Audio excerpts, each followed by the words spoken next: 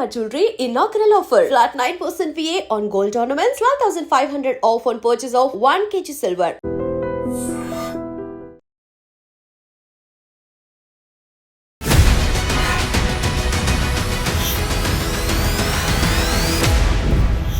So ఎలా జరిగాయి మొన్నటిదాకా పార్లమెంట్ సెషన్స్ అనేవి? కాంగ్రెస్ వాళ్ళు నడవనిస్తలేరు కదా ఎక్కువ.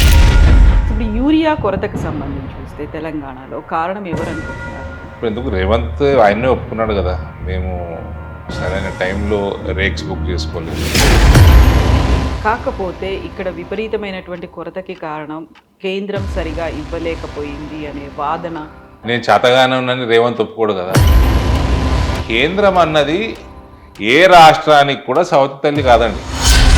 ఆ కేసీఆర్ అనేటోడు ఒక ఉద్యమం టైంలో కొట్లాడి ఆంధ్ర నాయకులతో కొట్లాడడము అంత సులభం కాదు. కొట్లాడి తీసుకొచ్చాడు, తెచ్చినోని మొత్తం నాశనం చేసిన ఆ పేరంతా భూస్థాపితం. కవిత అరెస్ట్ అయ్యి జైల్లో ఉన్నప్పుడే బీజేపీలో బీఆర్ఎస్ని కల్పించాలి అనేటువంటి ఒక ప్రతిపాదన. అది అసంభవం అండి. అది ఊరికే ఇది మీడియా ప్రతి ఏ ఇంటర్వ్యూ ఇచ్చినా ఈ క్వశ్చన్ వస్తుంది.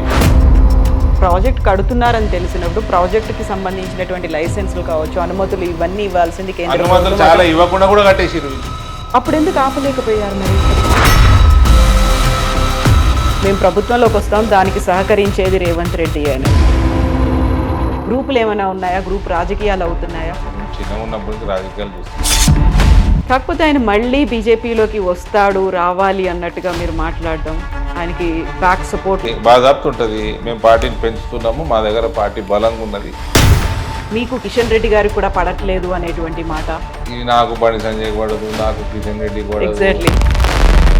ఇప్పుడు కాంగ్రెస్ బీజేపీకి సంబంధించి 8 మంది ఎంపీలు ఉన్నారు. 8+8 = 16 కాలేదు, అక్కడ 0 అయింది. మాకు చేసింది ఏమీ లేదు అనేటువంటి వాదన బీఆర్ఎస్ చేస్తోంది. బీఆర్ఎస్ అదే మాట, అదే ఆరోపణ. 80 and 8 is 88 అన్నారు మా వాళ్ళు.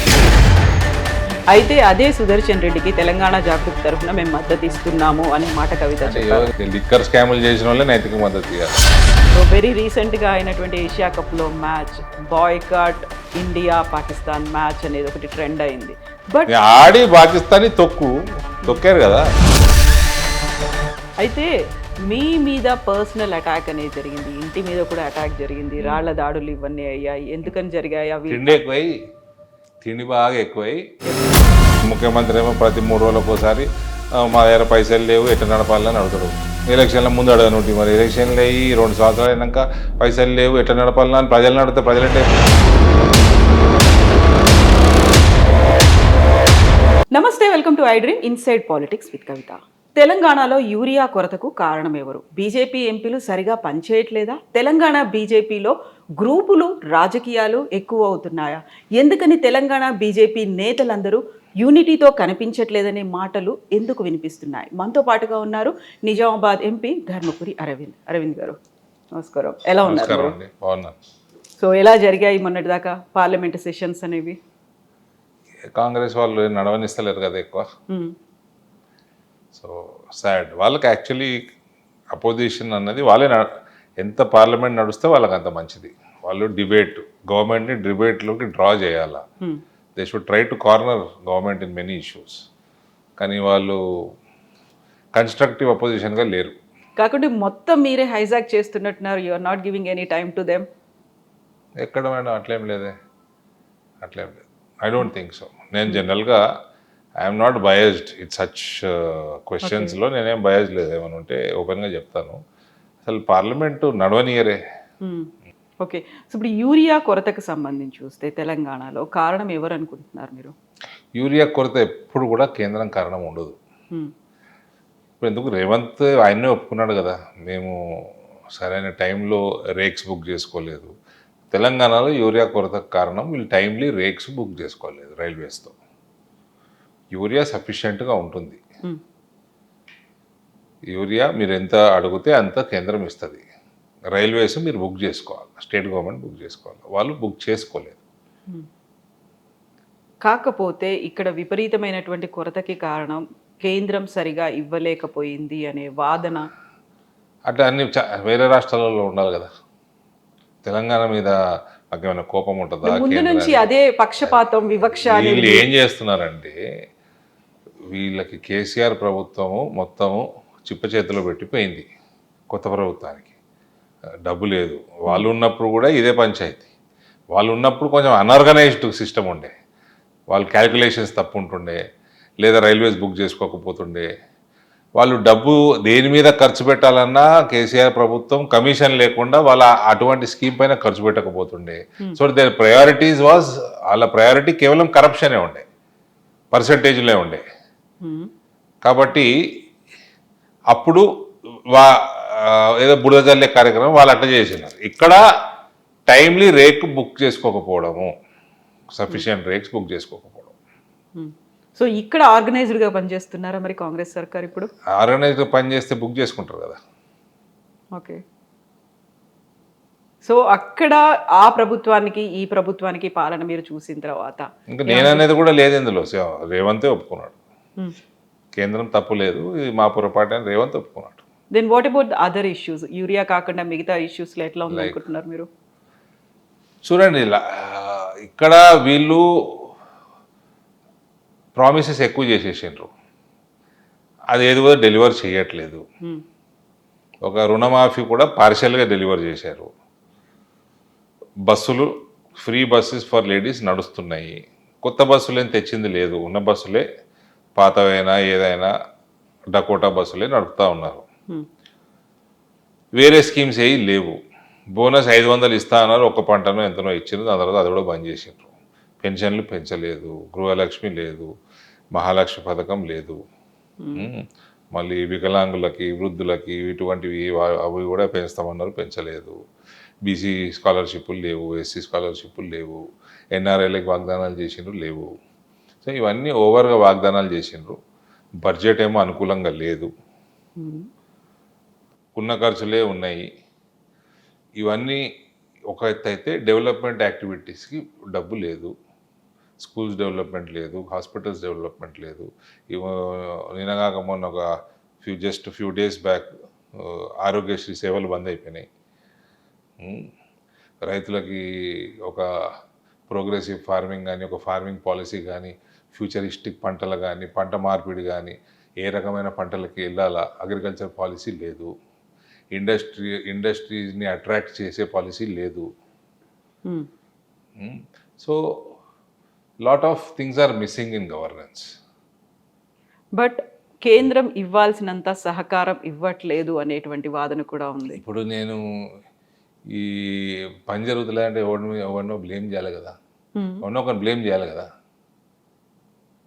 అట్లయితే కేంద్రం ఊరికే దొరికిందా? నేను చేతగానే ఉన్నాను రేవంత్ ఒప్పుకోడు కదా, కాంగ్రెస్ ప్రభుత్వం ఒప్పుకోదు కదా. ఎవరి మీద బురద తల్లాలి, ఎవరి మీద తోసేయడానికి ప్రయత్నం చేయాలి.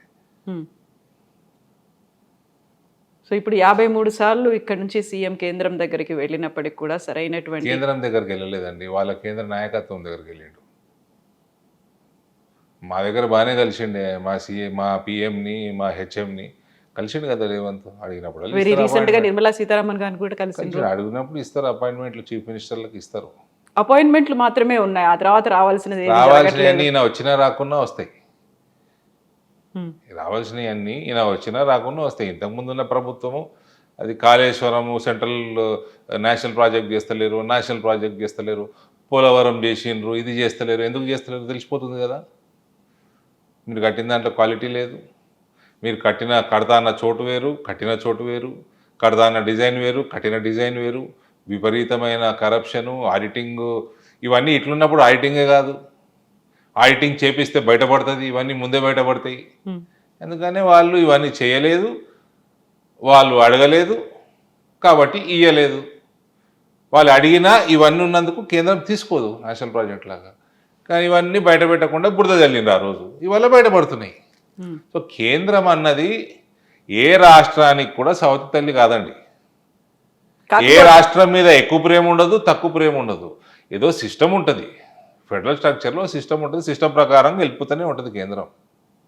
ఎక్కువ తక్కువ ఇక్కడ ఎక్కువ తక్కువ అంటే ఇప్పుడు 6,000-7,000 కోట్లు పెట్టి ఫర్టిలైజర్ ఫ్యాక్టరీ ఓపెన్ చేసిరు. ఇక్కడ మీకు రీఆర్గనైజేషన్ బిల్లు, మీకు కోచ్ ఫ్యాక్టరీ కావాలన్నారు, వ్యాగన్ ఫ్యాక్టరీ పెట్టిండ్రు. మీకు ట్రైబల్ యూనివర్సిటీ అన్నారు, ట్రైబల్ యూనివర్సిటీ ఇచ్చిండ్రు. మేము పసుపు కొట్లాడుకొని మేము తెచ్చుకున్నాము. ఇప్పుడు దానికోసం బడ్జెట్లు దాన్ని ఇంకా స్ట్రెంథన్ చేయాలా ఆ పని మీద ఉంటాము. సో ఇటువంటివి కేంద్రం నుంచి పని చేయించుకోవాలి, చేయగలిగినవి వాళ్ళు సహకారం చేస్తారు. ఎంతసేపు ఏడ్చుకుంటూ వాళ్ళ మీద ఏదో బురద చల్లాలంటే అది బురద చల్లే కార్యక్రమం అవుతుంది తప్ప ప్రజలు పెద్ద దాన్ని పట్టించుకోరు. అండ్ ఇంకోటి, మీకు ఆవాస్ యోజనకు డబ్బులు ఇస్తారు. ఈ కేసీఆర్ అనేవాడు అసలు దాన్ని వాడింది లేదు, పెట్టింది లేదు, కట్టింది లేదు. అక్కడ నుంచి 2 లక్షలు వస్తే ఈయన 3 లక్షల పైన 5,07,000 ఎంతనో ఎస్టిమేట్ వేసుకుంటే ఒక డబుల్ బెడ్రూమ్ ఇంటికి. ఈయన దగ్గర డబ్బులు లేవు. డబుల్ బెడ్రూమ్ ఇళ్ళకి పెడితే కమిషన్లు రావు కదండి. మొత్తం 33 జిల్లాలో స్ప్రెడ్ అయి ఉంటుంది, 119 నియోజకవర్గాల్లో స్ప్రెడ్ అయి ఉంటుంది. కాంట్రాక్టర్లు వేరే ఉంటుందో ఈ డిఫికల్ట్ అవుతుంది కమిషన్లు తీసుకోవటం. కాళేశ్వరం అంటారా, 1, 2, 3 కంపెనీలకు మాట్లాడేసుకొని తీసేసుకోవచ్చు. సో బడ్జెట్ దీనికి అలొకేట్ చేయటము, దానికి అలొకేట్ చేయకపోవటం, ఇట్లా ప్రజలకి పనికొచ్చేది ఆరోగ్యశ్రీ కానీ, ఆయుష్మాన్ భారత్ కానీ, ఈ డబుల్ బెడ్రూమ్ ఇల్లు కానీ, ఇట్లా వెల్ఫేర్ ప్రోగ్రామ్స్కి డబ్బులు కేటాయించలేదు. ఎందుకంటే కమిషన్లు రావడం కష్టం. సో ఎక్కువ ప్రేమ తక్కువ ప్రేమ కాదు, చిన్న చూపు అనేది ఉంది అనే తెలంగాణ మీద ముందు నుంచి అంత ఒకటే చూపు ఉంటుందండి అన్ని రాష్ట్రాల్లో. ఇవాళ మా ప్రభుత్వం నేను వెనకేసుకుంటలేను. ఏ ప్రభుత్వం ఉన్నా అది ఒక సిస్టమ్ ప్రకారమే నడుస్తుంది. ఇక్కడికి వచ్చే డబ్బు ఆపితే రచ్చ అవుతుంది. కోర్టుకు పోయి తెచ్చుకోవాలి. నువ్వు కోర్టుకు పోతలేవంటే ఏందన్నట్టు నువ్వు రాజకీయం చేస్తున్నట్టు. సో అన్ని అంశాల్లో ఇదే రాజకీయం అవుతుంది. అంతే ఉంటుందండి. ఏమో అట్లా కేంద్రం నుంచి వస్తలేవు అంటే అవన్నీ వేస్ట్ ముచ్చట్లు. సో ఇప్పుడు కాళేశ్వరం ప్రాజెక్టుకు సంబంధించి సిబిఐ ఎంక్వైరీకి ఆదేశం అనేది ఇచ్చారు. అది అవుతుంది అనుకుంటున్నారా? ఏం జరుగుతుంది? సిబిఐ అది డెఫినెట్గా అవుతుంది. ఎందుకు కాదు? అంటే వాళ్ళ టైంలో అవుతుంది. ఇప్పుడు మీడియా ఛానళ్ళు, కాంగ్రెస్ పార్టీ, టీఆర్ఎస్ పార్టీ అనుకున్న టైంలో సిబిఐ టైం ప్రకారం సిబిఐ చేసుకుంటుంది. కాకపోతే సిబిఐకి సంబంధించి కేంద్రమే ఒక జేబు సంస్థలు అనేది గతంలో వినిపించింది, కానీ ఇప్పుడు పార్టీలను ఎలిమినేట్ చేయడానికి కాంగ్రెస్ ప్రభుత్వంలో ఉన్నప్పుడు అట్లే అన్నారు, ఇప్పుడు బీజేపీ ప్రభుత్వంలో కూడా అట్లే అంటారు. అప్పుడు జగన్ వేస్తే అప్పుడు కాంగ్రెస్ వాళ్ళని తిట్టిండ్రు. ఇవన్నీ నడుస్తూ ఉంటాయి. స్కామ్ చేసినోడు ఇప్పుడు ఇక్కడ ఈ ప్రభుత్వము ఆ ప్రభుత్వం మీద దుమ్మెత్తి పోసినట్టు దొంగ అన్నది ఈ ప్రభుత్వం, ఇది పొలిటికల్ వెండేటా అని ఏదో మీడియా ఛానల్లో ఇంటర్వ్యూలు ఇచ్చాడు తప్ప నువ్వు క్రైమ్ చేయకుండా జైలుకి ఎందుకు పోతావండి? నీ మీద ఏమైనా ప్రేమనా సిబిఐకి? నీ మీద ఏమైనా పర్సనల్ ద్వేషమా? జైలుకి వెళ్ళింది కవిత గురించేనా మీరు మాట్లాడుతోంది? ఏదో పొలిటికల్ వెండేటా అన్నట్టు వీళ్ళు అసలు వీళ్ళకి వేసుకోవడానికి సరిగ్గా బట్టలు లేకుండే, హాస్పిటల్ బిల్లు కట్టడానికి పైసలు లేకుండే, చిన్న చిన్న ఉద్యోగాలు చేసుకునేటోళ్ళు ఇలా 1,000 కోట్లకు ఆసామిలో అయిన ఎట్లయినండి ఆ కరప్షన్ చేయకుండా? బిజినెస్లు ఉన్నాయి కదా. ఏం ఎప్పుడు ఉండే అండి బిజినెస్? బ్యూటీ పార్లర్లా? అది కేటీఆర్ అయినా అంతే, ఉద్యోగస్తులే కదా, ఆయన ఉద్యోగమే చేసేవాడు కదా. ఒకసారి అమెరికా వెళ్ళి అప్పుడు వాళ్ళకి దగ్గరలో తిరగటోళ్ళకి కాబట్టి చెప్తారు ఏ రకంగా ఉంటుండని వాళ్ళు. ఇప్పుడు ఏ రకంగా తయారైనరు? ఈ రకమైన దోపిడీ ఉంటే ఎట్లా డెవలప్ అవుద్దండి? కేవలం కుటుంబం మాత్రమే అభివృద్ధి చెందిందా? ఆడ అభివృద్ధి చెంది ఎలా వాళ్ళ నిద్ర లేకుండా ఉన్నది. ఇప్పుడు ఎప్పుడు ఏసీబీఐ వాడు లోపటేస్తాడు, ఈడీ వాడు లోపటేస్తాడు, ఐటీ వాడు లోపటేస్తాడు, ఇదే పని. అవన్నీ మీరు ఏదైనా మితిమీరి చేయకూడదండి. చేస్తే ఇట్లయితుంది. ఆ కేసీఆర్ నాశనం చేసిండ్రు పిల్లలు. ఆ కేసీఆర్ అనేటోడు ఒక ఉద్యమం టైంలో కొట్లాడి ఆంధ్ర నాయకులతో కొట్లాడడము అంత సులభం కాదు. కొట్లాడి తీసుకొచ్చాడు. తెచ్చినోని మొత్తం నాశనం చేసిండ్రు. ఆ పేరంతా భూస్థాపితం చేసిండ్రు పిల్లలు. ఆయన కూడా చేయనిచ్చిండు. కొంచెం కేసీఆర్ అంటే సాఫ్ట్ కార్నర్ ఉందా మీకు? ఇష్టమా? ఒకప్పుడు అందరికి ఉండేదండి. 2014 బిఫోర్ అందరికి ఉండేది. దాని తర్వాత ఆయన ఏ రకంగా పరిపాలన చేసిండు? అసలు పరిపాలన ఆయన సెక్రటరేట్ రాని ముఖ్యమంత్రి వాడు నాకు ఇప్పటివరకు ప్రపంచంలో ఎక్కడ లేడు. మొత్తం పిల్లలకు వదిలేసి ఫామ్ హౌస్లో వండుకొని అసలు ఒక పాలసీ లేదు, ఒక అడ్మినిస్ట్రేషన్ లేదు. ఎప్పుడైనా చెప్పిండ్రా మీరు 2014 ముందు మీరంటే కొంచెం ఇష్టం ఉండేది, అభిమానం ఉండేది? చాలాసార్లు ఆయనతో పర్సనల్ గా చాలాసార్లు చెప్పినాము. 2004 ఎలక్షన్లలో మా ఫాదర్ వెంటబడి అలయన్స్లో 4 సీట్లు ఆయన అడిగే సీట్లు ఆయన ఆ పార్టీ స్తోమత చాలా ఎక్కువ ఇచ్చిండ్రు కాంగ్రెస్ వాళ్ళు. ఇచ్చేయండి తెలంగాణ వాదం బతుకుతుందని ఇప్పించిన వాళ్ళని ప్రెషర్ పెట్టిన దాంట్లో ఆనాటి పిసిసి ప్రెసిడెంట్ నేను ఒకటి. ఆ తర్వాత అది మెల్లిగా డైల్యూట్ అయిందా? వచ్చింది కదా తెలంగాణ. అప్పుడు 2004లో వాళ్ళకి ఇచ్చినందుకు 42 సీట్లు ఇస్తే 26 గెలిచిండ్రు. కాంగ్రెస్ 189 సీట్లు గెలిచింది. సిపిఎం కూడా అలయన్స్లో ఉండే, వాళ్ళు కూడా సీట్లు గెలిచిండ్రు. సో అభిమానం మెల్లిగా డైవర్ట్ అయిందా మీది? అభిమానం అని కాదు, తెలంగాణ వాదం మీద మాకున్న ఇంట్రెస్ట్. ఆ రాయలసీమ ఆంధ్ర నాయకులందరూ వ్యతిరేకంగా ఉన్నా కూడా ఆ రోజు ఆయన సోనియా గాంధీని ఒప్పించుకున్నాడు, అలయన్స్ చేయించుకున్నాడు. బట్ ఇప్పుడు కవిత అరెస్ట్ అయ్యి జైల్లో ఉన్నప్పుడే బీజేపీలో బీఆర్ఎస్ని కల్పించాలి అనేటువంటి ఒక ప్రతిపాదన అది వచ్చింది. అసంభవం అండి. అది ఊరికే ఇది మీడియా ప్రతి ఏ ఇంటర్వ్యూ ఇచ్చినా ఈ క్వశ్చన్ వస్తుంది. బీజేపీలో బీఆర్ఎస్ విలీనం క్వశ్చన్ లేదు, బీజేపీలో బీజేపీ బీఆర్ఎస్ తోటి అలయన్స్ క్వశ్చన్ లేదు. బీఆర్ఎస్ ఖాళీ అయి అందులో ఉన్న నాయకులు బీజేపీలో జాయిన్ అవ్వటం వేరు, except for family members. Okay, family members కాకుండా అది వేరు. ఒఫీషియల్గా బీఆర్ఎస్ బీజేపీలో జాయిన్ అవ్వడం ఇది అసంభవం. ఇది ఏ ఛానల్లోనైనా అందరూ మర్చిపోవచ్చు. ఈ క్వశ్చన్ అడగడం బంద్ చేయండి, అది కాదు. అది అసంభవం. అది ఫ్యూచర్ లో కాదు. కూడా ఎట్టి అది పరిస్థితుల్లో అవసరము లేదు, అది కాదు, అది బీజేపీ కానియదు కూడా. అయితే ఇప్పుడు బీజేపీకి బీఆర్ఎస్ బి టీమ్ అనేటువంటి ఒక వాదన కూడా వినిపిస్తోంది కదా మరి. ఇట్లా వాదనలు మస్తు వినిపిస్తాయండి, అవన్నీ waste of time discussing such things. Congress BJP అని ఒకటి కూడా అంటాడు వీళ్ళు, ఇటు టీఆర్ఎస్ వాళ్ళు. అది ఉంటుందా? ఈ కాంగ్రెస్ బీజేపీ ఒకటైనా ఇంకా రాజకీయం ఎందుకు బంద్ చేసుకోవచ్చు ఈ దేశంలో? ఒక్కటైంది అనడానికి కారణం ఏంటంటే ఇక్కడ సిబిఐని పిలవడం, అక్కడేమో సెంట్రల్లో రాహుల్ గాంధీ అది కాదంటుంటే ఇక్కడేమో పిలిచారు కాబట్టి మీరు ఒకటి అయ్యారు అనేది. సిబిఐని పర్మిషన్ ఆపింది కేసీఆర్ కదా. రేవంత్ కూడా 2 years వరకు ఎందుకు ఇవ్వలేదు? 2 సంవత్సరాలు ఎందుకు వేస్ట్ చేసిండు? దాన్ని ఎన్నుకున్న మతలబేంది? గతంలో మీరు ఒక ఇంత పెద్ద స్కాములు సిబిఐ గీయడం పెద్ద న్యూస్ ఏం కాదు. అది ఎప్పుడో ఇవ్వాల్సింది. ఇంకా ఈయన 2 years ఎందుకు వేస్ట్ చేసిండు? కానీ ఏం స్కామ్ జరగలేదనే వాదన కదా బీఆర్ఎస్ది. ఇప్పుడు ఆ రిపోర్ట్ చదివితే తెలుస్తలేదా మేడం? వన్ సైడెడ్గానే ఉంది అనేది. ఒక లొకేషన్లో కట్టాల్సింది ఇంకో లొకేషన్లో కట్టిండ్రు. ఫౌండేషన్ డిజైన్స్ మార్చేసిండ్రు. ప్రీవియస్ డిజైన్స్ బట్టి మీరు టెండర్ని పిలిచిండ్రు. టెండర్లు ఏ డిజైన్కి ఇచ్చిండ్రు, మీరు ఏ డిజైన్ కట్టనిస్తున్నారు. మరి టెండర్ ఓడిపోయినోడు L1 కాదు L2 వచ్చినోడు ఏంది మరి పరిస్థితి? లొకేషన్ మారితే ఖర్చు మారదా? డిజైన్ మారదా? ఫౌండేషన్ డిజైన్స్ మార్చేసారు మీరు.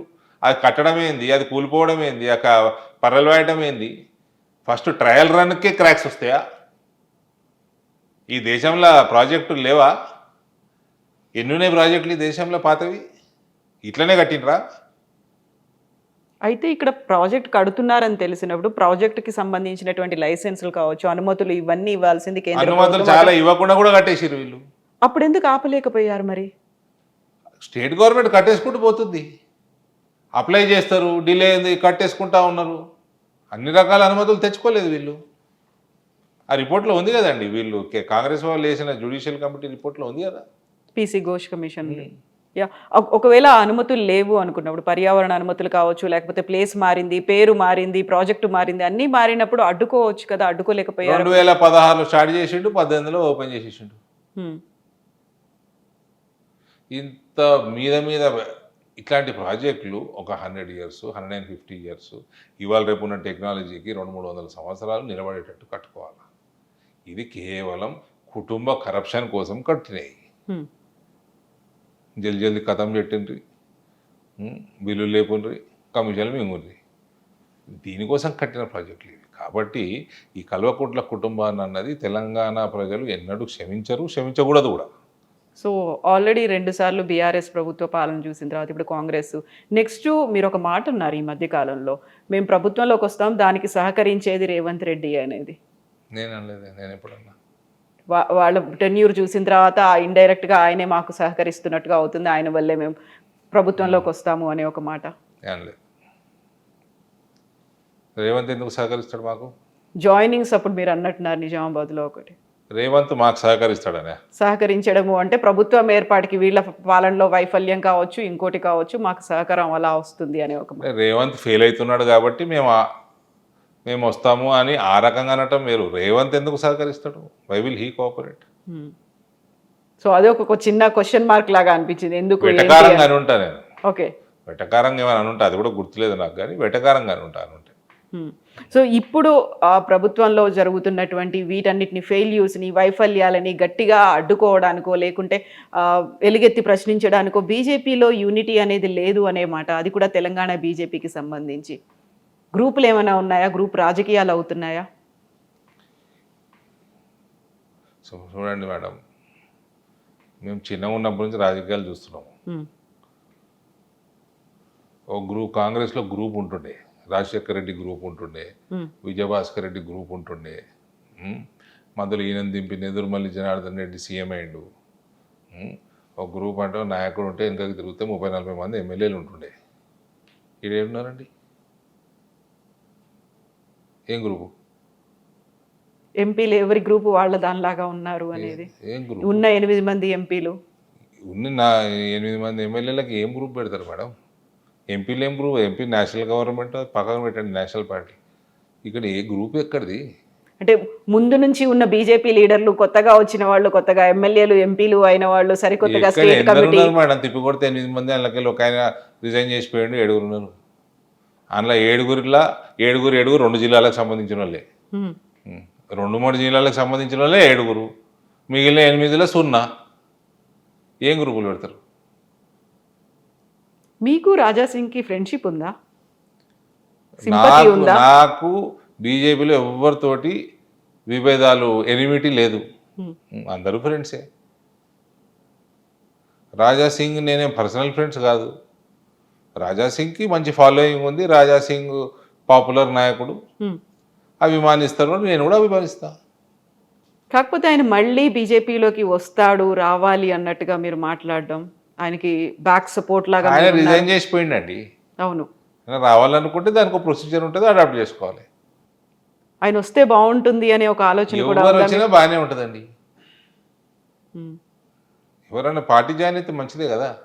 కాకపోతే ఉన్నప్పుడు ఆయన లేవనెత్తినటువంటి కొన్ని ప్రశ్నలు ఉన్నాయి కదా, ఎవరైతే సంస్థాగతంగా కింది స్థాయి నుంచి ఉన్నారో కార్యకర్తల్ని బీజేపీ పట్టించుకోలేదు, అందువల్ల ఇన్ని రకాల గ్రూపులు వచ్చాయి అనే మాట. మళ్ళా మేడం ఆయన అన్నమాట నేను చెప్తున్నాను, రాజాసింగ్ అన్నమాట అన్నాడు. ఆయన కాన్స్టిట్యున్సీలో నేను కూడా చూసిన, ఆయన కాన్స్టిట్యున్సీలో నుంచి రిప్రజెంటేషన్ సరిగ్గా లేదు, నా కాన్స్టిట్యున్సీ కూడా లేదు. నా దగ్గర వచ్చిన ఓట్లకి, నా దగ్గర వచ్చిన సీట్లకి తగినట్టు రిప్రజెంటేషన్ లేదు స్టేట్ కమిటీలో. నేను కూడా చెప్తున్నా, సికింద్రాబాద్ నుంచి మ్యాక్సిమం ఉన్నది, భువనగిరి నుంచి ఉన్నాయి, తర్వాత ఈ నుంచి 10 మంది ఉన్నారు, ఆ నుంచి 4 ఉన్నారు, మల్కాజ్గిరి నుంచి 4 ఉన్నారు, కానీ ఓట్లు మా దగ్గర ఎక్కువ వచ్చినాయి. అది పెద్ద దాన్ని ఇష్యూ చేయాల్సిన అవసరం ఏముంది? కాకుండా చిన్న అసంతృప్తి ఉంటుంది కదా. ఉంటుంది, మా కార్యకర్తల కోసం ఉంటుంది, అడుగుతాము, కొట్లాడతాము, విత్ ఇన్ ద పార్టీ కొట్లాడతాము. సో మీరు అన్నట్టుగా స్టేట్ కమిటీ అంటే ఎక్కడైతే మా ప్రాధాన్యత ఉందో, ఎక్కడైతే ప్రాతినిధ్యం ఉందో అక్కడ నుంచి తీసుకోకుండా మీరు చెప్పినట్టుగా ఒక 2-3 నియోజకవర్గాలకే కంపల్సరీ ఏం కాదు కదా. కాకపోతే దాన్ని ఇంకా స్ట్రెంగ్తెన్ చేయాల్సిన అవసరం అడుగుతూ ఉంటాం, మేము ప్రెషర్ పెంచుతూ ఉంటాం, మేము ప్రెషర్ పెడతా ఉంటాము, మా కార్యకర్తల కోసం మేము కొట్లాడుతూ ఉంటాము. అది మా కర్తవ్యం. కానీ చేయాల్సింది finally party will decide, party president will decide, it is up to him, you cannot question him, so fight only request him. So ఆ ఫైటింగ్ అనేది ఇంటర్నల్ గా జరగాల్సినటువంటి బయట కూడా జరగడం. ఇప్పుడు నేను మీతో మాట్లాడుతున్నా, ఇది బయట మాట్లాడినట్టు, కానీ మాట్లాడే పద్ధతిలో డిఫరెన్స్ ఉండాలి. Exactly. I will fight with Ramchandra Rao for my కార్యకర్తాస్. I am telling you, he will see this. So will other leaders. But nothing wrong. But finally, whatever he does, I will abide by it. కాకుండా కొంచెం ఉంటుంది కదా, తీసుకోవాల్సి ఉండే మన కార్యకర్తలకు బాగుంటుందండి, చాలా ఉంటుంది, కార్యకర్తలకు కూడా చెప్పాల్సి ఉంటుంది కదా. చెప్పాలి కదా. ఇప్పుడు మీతో మాట్లాడుతుంటే కార్యకర్తలు వింటారు కదా. అవును, మా కోసం మా అన్న మాట్లాడుతున్నారు. బట్ ఆ ఫీల్ కంటే కూడా ఒక ప్రాతినిధ్యం ఉంది, మేము కూడా ప్రాధాన్యత వహిస్తున్నాము అనే ఒక ఫీల్ ఉంటుంది కదా. 100% ఉంటుంది, బాధాప్తు ఉంటుంది. మేము పార్టీని పెంచుతున్నాము, మా దగ్గర పార్టీ బలంగా ఉన్నది, మాకు ఇయ్యాలా అని మేము గట్టిగా అడుగుతాము. ఇవ్వకపోతే ఇంకా కాస్త గట్టిగా అడుగుతారా, సైలెంట్ అవుతారా? ఇది పోయి చెప్పుకుంటాము, మొర పెట్టుకుంటాము. మీకు ఎలాగో ఢిల్లీలో యాక్సెస్ చాలా ఎక్కువ ఉంది, ఎంపీ కాబట్టి మీరు అక్కడే ఉంటారు, కేంద్ర నాయకత్వం life long fight, this is all continuous fight ఇది. సో ఇప్పుడు రాష్ట్రంలో స్టేట్ కమిటీలో మీ వాళ్ళు లేరు, అక్కడ సెంట్రల్ లో చెప్పుకోవచ్చు. పూర్తిగా లేరని కాదు, మా దగ్గర నుంచి చాలా తక్కువ 2 ఉన్నారు. ఒక మోర్చా అధ్యక్షుడు ఉన్నాడు, నేషనల్ స్టేట్ సెక్రటరీ ఉన్నారు, ఇంకా కొన్ని పోస్టులు వచ్చేటివి ఉన్నాయి, అందులో ఉంటారు. సో ఉంటారు, లేరని కాదు. ఇట్లాంటివి చూసినప్పుడు సడన్ గా రే మీరేంద్ర భయ్ నాకు అక్కడ పైన తెలుసు అందరూ, నేను రెగ్యులర్ గా అక్కడే ఉంటా నేను అనేది అట్లాంటిది ఉండదా? అట్లేం లేదండి. ఎందుకు రామచంద్రరావు గారిని అడుగుతాం మేము. ఆయన తెలియనోడా? ఆయనకు నాకు సాన్నిహిత్యం లేదా? సాన్నిహిత్యం ఉన్న చోట ఇంకా ఎక్కువ గట్టిగా అడుగుతాం. కాకపోతే ఇవి లోపల అడుగుతున్న వాటికంటే కూడా బయట వినిపిస్తున్న మాటలే ఎక్కువ ఉన్నాయి, బయట మాట్లాడుతున్న మాటలే ఎక్కువ ఉన్నాయి, గ్రూపులు అనేవి ఎక్కువ ఉన్నాయి అనేది మీకు కిషన్ రెడ్డి గారికి కూడా పడట్లేదు అనేటువంటి మాట. ఇది నాకు బండి సంజయ్ పడదు, నాకు కిషన్ రెడ్డి పడదు, రాజా సింగ్ నా దోస్తు, ఇవన్నీ బయట కుచ్తో లోక్ కయింగే లోగోగా కామే కైనా వింటే రాజకీయం అండి. This is a public platform. మాట్లాడుతూ ఉంటారు, వింటూ ఉంటాం, నడుస్తూ ఉంటుంది, ఇగ్నోర్ చేస్తూ ఉంటాం, నడుస్తూ ఉంటుంది. ఈజీలియే అంటే మీకున్న కార్యకర్తలకు కొంచెం డౌట్ వస్తుంది కదా, నిజమేనా ఇట్లా అవుతున్నదా మన పార్టీలో, మనం అంతా పార్టీ క్యాడర్ బేస్ చేసుడుగా ఉన్నాం కదా. గ్రూపులు అంటున్నాను నేను. అసలు ఇది గ్రూపే, అసలు గ్రూప్ ఉంటుంది ఏముందని ఇలా నేను అదే చెప్తున్నా కదా. మేము చూసిన గ్రూపులో 40 మంది ఎమ్మెల్యేలు, తిరిగి చూస్తే నాయకుడు 40 మంది ఎమ్మెల్యేలు ఉంటుండే. ఇక్కడ ఎవరున్నారండి? ఏం గ్రూపు? ఎవరిది వాళ్ళకే అనే ఒక గ్రూప్. నేను నా కార్యకర్తలు గ్రూపా? మీ కార్యకర్తలు ఉన్నారు కదా, మీ క్యాడర్ అనేది ఉంది కదా అక్కడ. Cadre is parties cadre. నేను ఒకసారి ఇట్లనే ఒక ఇంటర్వ్యూలో చెప్పిన, కార్యకర్త అనేవాడు బీజేపీ తోటే ఉంటాడు. అవును, కార్యకర్త బీజేపీ కార్యకర్త కాషాయం కింద పనిచేస్తాడు, భరతమాతకి సేవ చేస్తాడు, కమలం పువ్వుకి ఓటేస్తాడు, ఓటేపిస్తాడు. వేరే పార్టీలలో ఫాలోవర్లు ఉంటారు, నాయకుడు పోతే వీళ్ళు వెళ్ళిపోతారు, భారతీయ జనతా పార్టీలో పోరు.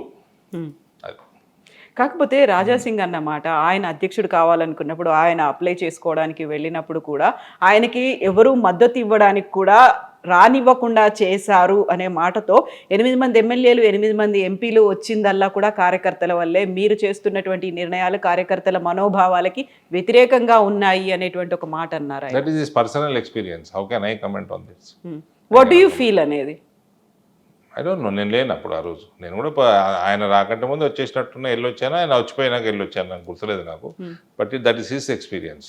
బట్ మీరు ఆ రోజు ఎందుకు వెళ్ళలేదు? ఆయన ప్రమాణ స్వీకారం చేస్తున్నారు పోయినా కదా. నేను పోయినా, నేను మీడియాకు మాట్లాడినా, వచ్చిన కాసేపు ఉన్నా, వచ్చిన.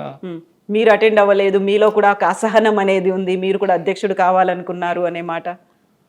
అట్లేం లేదండి. ఎందుకు? రామచంద్రరావుకి అన్నిటికంటే పెద్ద ప్రోగ్రామ్ ఇవాళ నిజామాబాద్లో అయింది. నేను చేసిన అసహనం ఏముందండి? కాకపోతే రాజాసింగ్ ఏమో పార్టీకి రిజైన్ చేశాడు, ఆయన దూరం అయిపోయాడు. అరవింద్ కూడా కోపం వచ్చింది, ఆయన కూడా కొంచెం దూరంగా ఉన్నాడు.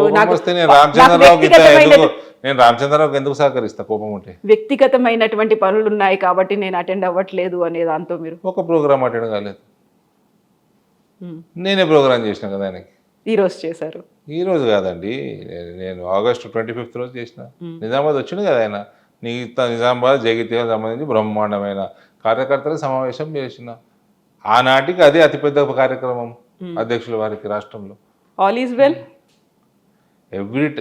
Always it will be well. Okay. So ఇప్పుడు కాంగ్రెస్ బీజేపీకి సంబంధించి 8 మంది ఎంపీలు ఉన్నారు. 8+8 = 16 కాలేదు, అక్కడ 0 అయింది. మాకు చేసింది ఏమీ లేదు అనేటువంటి వాదన బీఆర్ఎస్ చేస్తోంది. బీఆర్ఎస్ అదే మాట, అదే ఆరోపణ. అయ్యో, బీఆర్ఎస్ కూడా ఏమంటాడు కానీ, మా వాళ్ళు 8 ఎమ్మెల్యేలు, 8 ఎంపీలు, 8 and 8 is 88 అన్నారు మా వాళ్ళు. మీ వాళ్ళు అన్నారు? అవును. అది ఎప్పుడు అవుతుంది మరి 88? నేను కూడా వెయిట్ చేస్తున్నా. ఎంతకాలం పడుతుంది? I'm also waiting. ఎప్పటికి? I'm very keen, more keen than anyone. ఇట్లా ఇదేముంటుంది, మస్తు మాట్లాడుతూ ఉంటాను. సో ఇప్పుడు యూరియాకి సంబంధించి మళ్ళీ నేను ఫస్ట్కి వెళ్ళిపోతే 8+8 = 0 అయింది. రాష్ట్రానికి చేసింది ఏం లేదు, వాళ్ళు తీసుకురాలేదు, మీరు ఇవ్వలేదు, అందువల్లే రైతులు ఇట్లా కష్టపడుతున్నారు అనేది. మేడం, మీకు ఎంత 100 కిలోల యూరియా కావాలంటే మీరు ముందు కేంద్రానికి తెలియజేయాలా. మీరు తెలియజేసింది వాళ్ళు సప్లై చేస్తారు. అక్కడి నుంచి తెచ్చుకోవాల్సింది ట్రైన్లో మీ బాధ్యత. మీరు ట్రైన్లు బుక్ చేసుకోవాలి. మీరు చేసుకోకపోతే దానికి బాధ్యులు ఎవరు? మీకు 10 ట్రైన్లు కావాలంటే మీరు 6 బుక్ చేసుకుంటే 4 షార్టేజ్ ఉంటుంది కదా. అది జరిగింది తెలంగాణలో. అది ఈ మాట బీజేపీ చెప్పగలుగుతోందా క్షేత్రస్థాయిలో ఏం జరిగింది అని? ఇప్పుడు నేను చెప్తున్నా, మిమ్మల్ని అడిగిన నేను చెప్తున్నా. అడగకపోయినా రైతుల ఆందోళన ఉంది కాబట్టి వాళ్ళలో ఆగ్రహం అనేది వస్తుంది, వాళ్ళు బాధలో ఉన్నారు. చెప్పాలి, తప్పకుండా చెప్పాలి. చెప్తున్నారా? చెప్పాలి, రోడ్ ఎక్కాలి, అపోజిషన్ చేయాల్సిన యాజిటేషన్లు చేయాలి, బలంగా చేయాలి. బీజేపీ చేస్తోందా ఇవన్నీ? నా దగ్గర మేము చేస్తాము, మా పార్లమెంట్లో మేము చేస్తాము. చెప్పిందా బీజేపీ ఇప్పటిదాకా ప్రతి చోట? మా పార్లమెంట్ నేనైతే చెప్తా మేడం, నా పార్లమెంట్లో. కాబట్టి మేము మాతోటి చేతనైనంత మేము బీజేపీ కోసం బలంగా చేస్తాం. కాబట్టి బీజేపీని ఆదరిస్తారు మా దగ్గర. మనం ఇలా ఎదుర్కోవాలి, మనం చేసాము, వాళ్ళు అడిగినంత ఇచ్చాము అనేది ఇక్కడ రాష్ట్ర నాయకత్వం కూడా అంత బలంగా చెప్పగలుగుతోందా? మీరే చెప్పాలా, మీడియాలో ఉన్నారు. అందుకే అడుగుతున్నాను నేను మిమ్మల్ని. మీరు చెప్పాలి, మీరే చెప్పాలి. మీడియా మీరు ఎక్కువ చూస్తారు, మీడియాలో ఉన్నారు కాబట్టి మీరు ఎక్కువ నాయకులను కలుస్తారు. సో ఇక్కడ రైతుల్లో ఆందోళన కనిపిస్తోంది. ప్రతిపక్షం బీఆర్ఎస్ చేస్తున్నటువంటి ఒక నిరసన కావచ్చు, ఒక పోరాటం అనేది కనిపిస్తోంది. ఎస్, కేంద్రం ఇవ్వలేదు అని కాంగ్రెస్ చెప్తోంది, బీజేపీ మేము ఇస్తున్నాం. టీఆర్ఎస్ వాడు ప్రభుత్వంలో ఉన్నప్పుడు ఇట్లనే ఏడిచిండు, ఇదే ఏడుపు. నేను చెప్తా ఉన్నా, కేంద్రం నుంచి యూరియా కొరత కిలో కూడా ఉండదు. టైమ్లీ బుక్ చేసుకోవాలా, మాకు ఫలానా పంటకి ఇంత అవసరం పడుతుందని ముందే బుక్ చేసుకోవాలా. అది ఇక్కడికి తెచ్చుకోవడానికి లాజిస్టిక్స్ అంతా మీరు ముందే ప్లాన్ చేసుకోవాలా. దానికి కట్టాల్సిన రైల్వేస్కి డబ్బులు కట్టాలా, తెచ్చుకోవాలా. ఇది రాష్ట్ర ప్రభుత్వం పని చేసుకోలేదు కాబట్టి కేంద్రం మీద బురద చల్లుతున్నారు.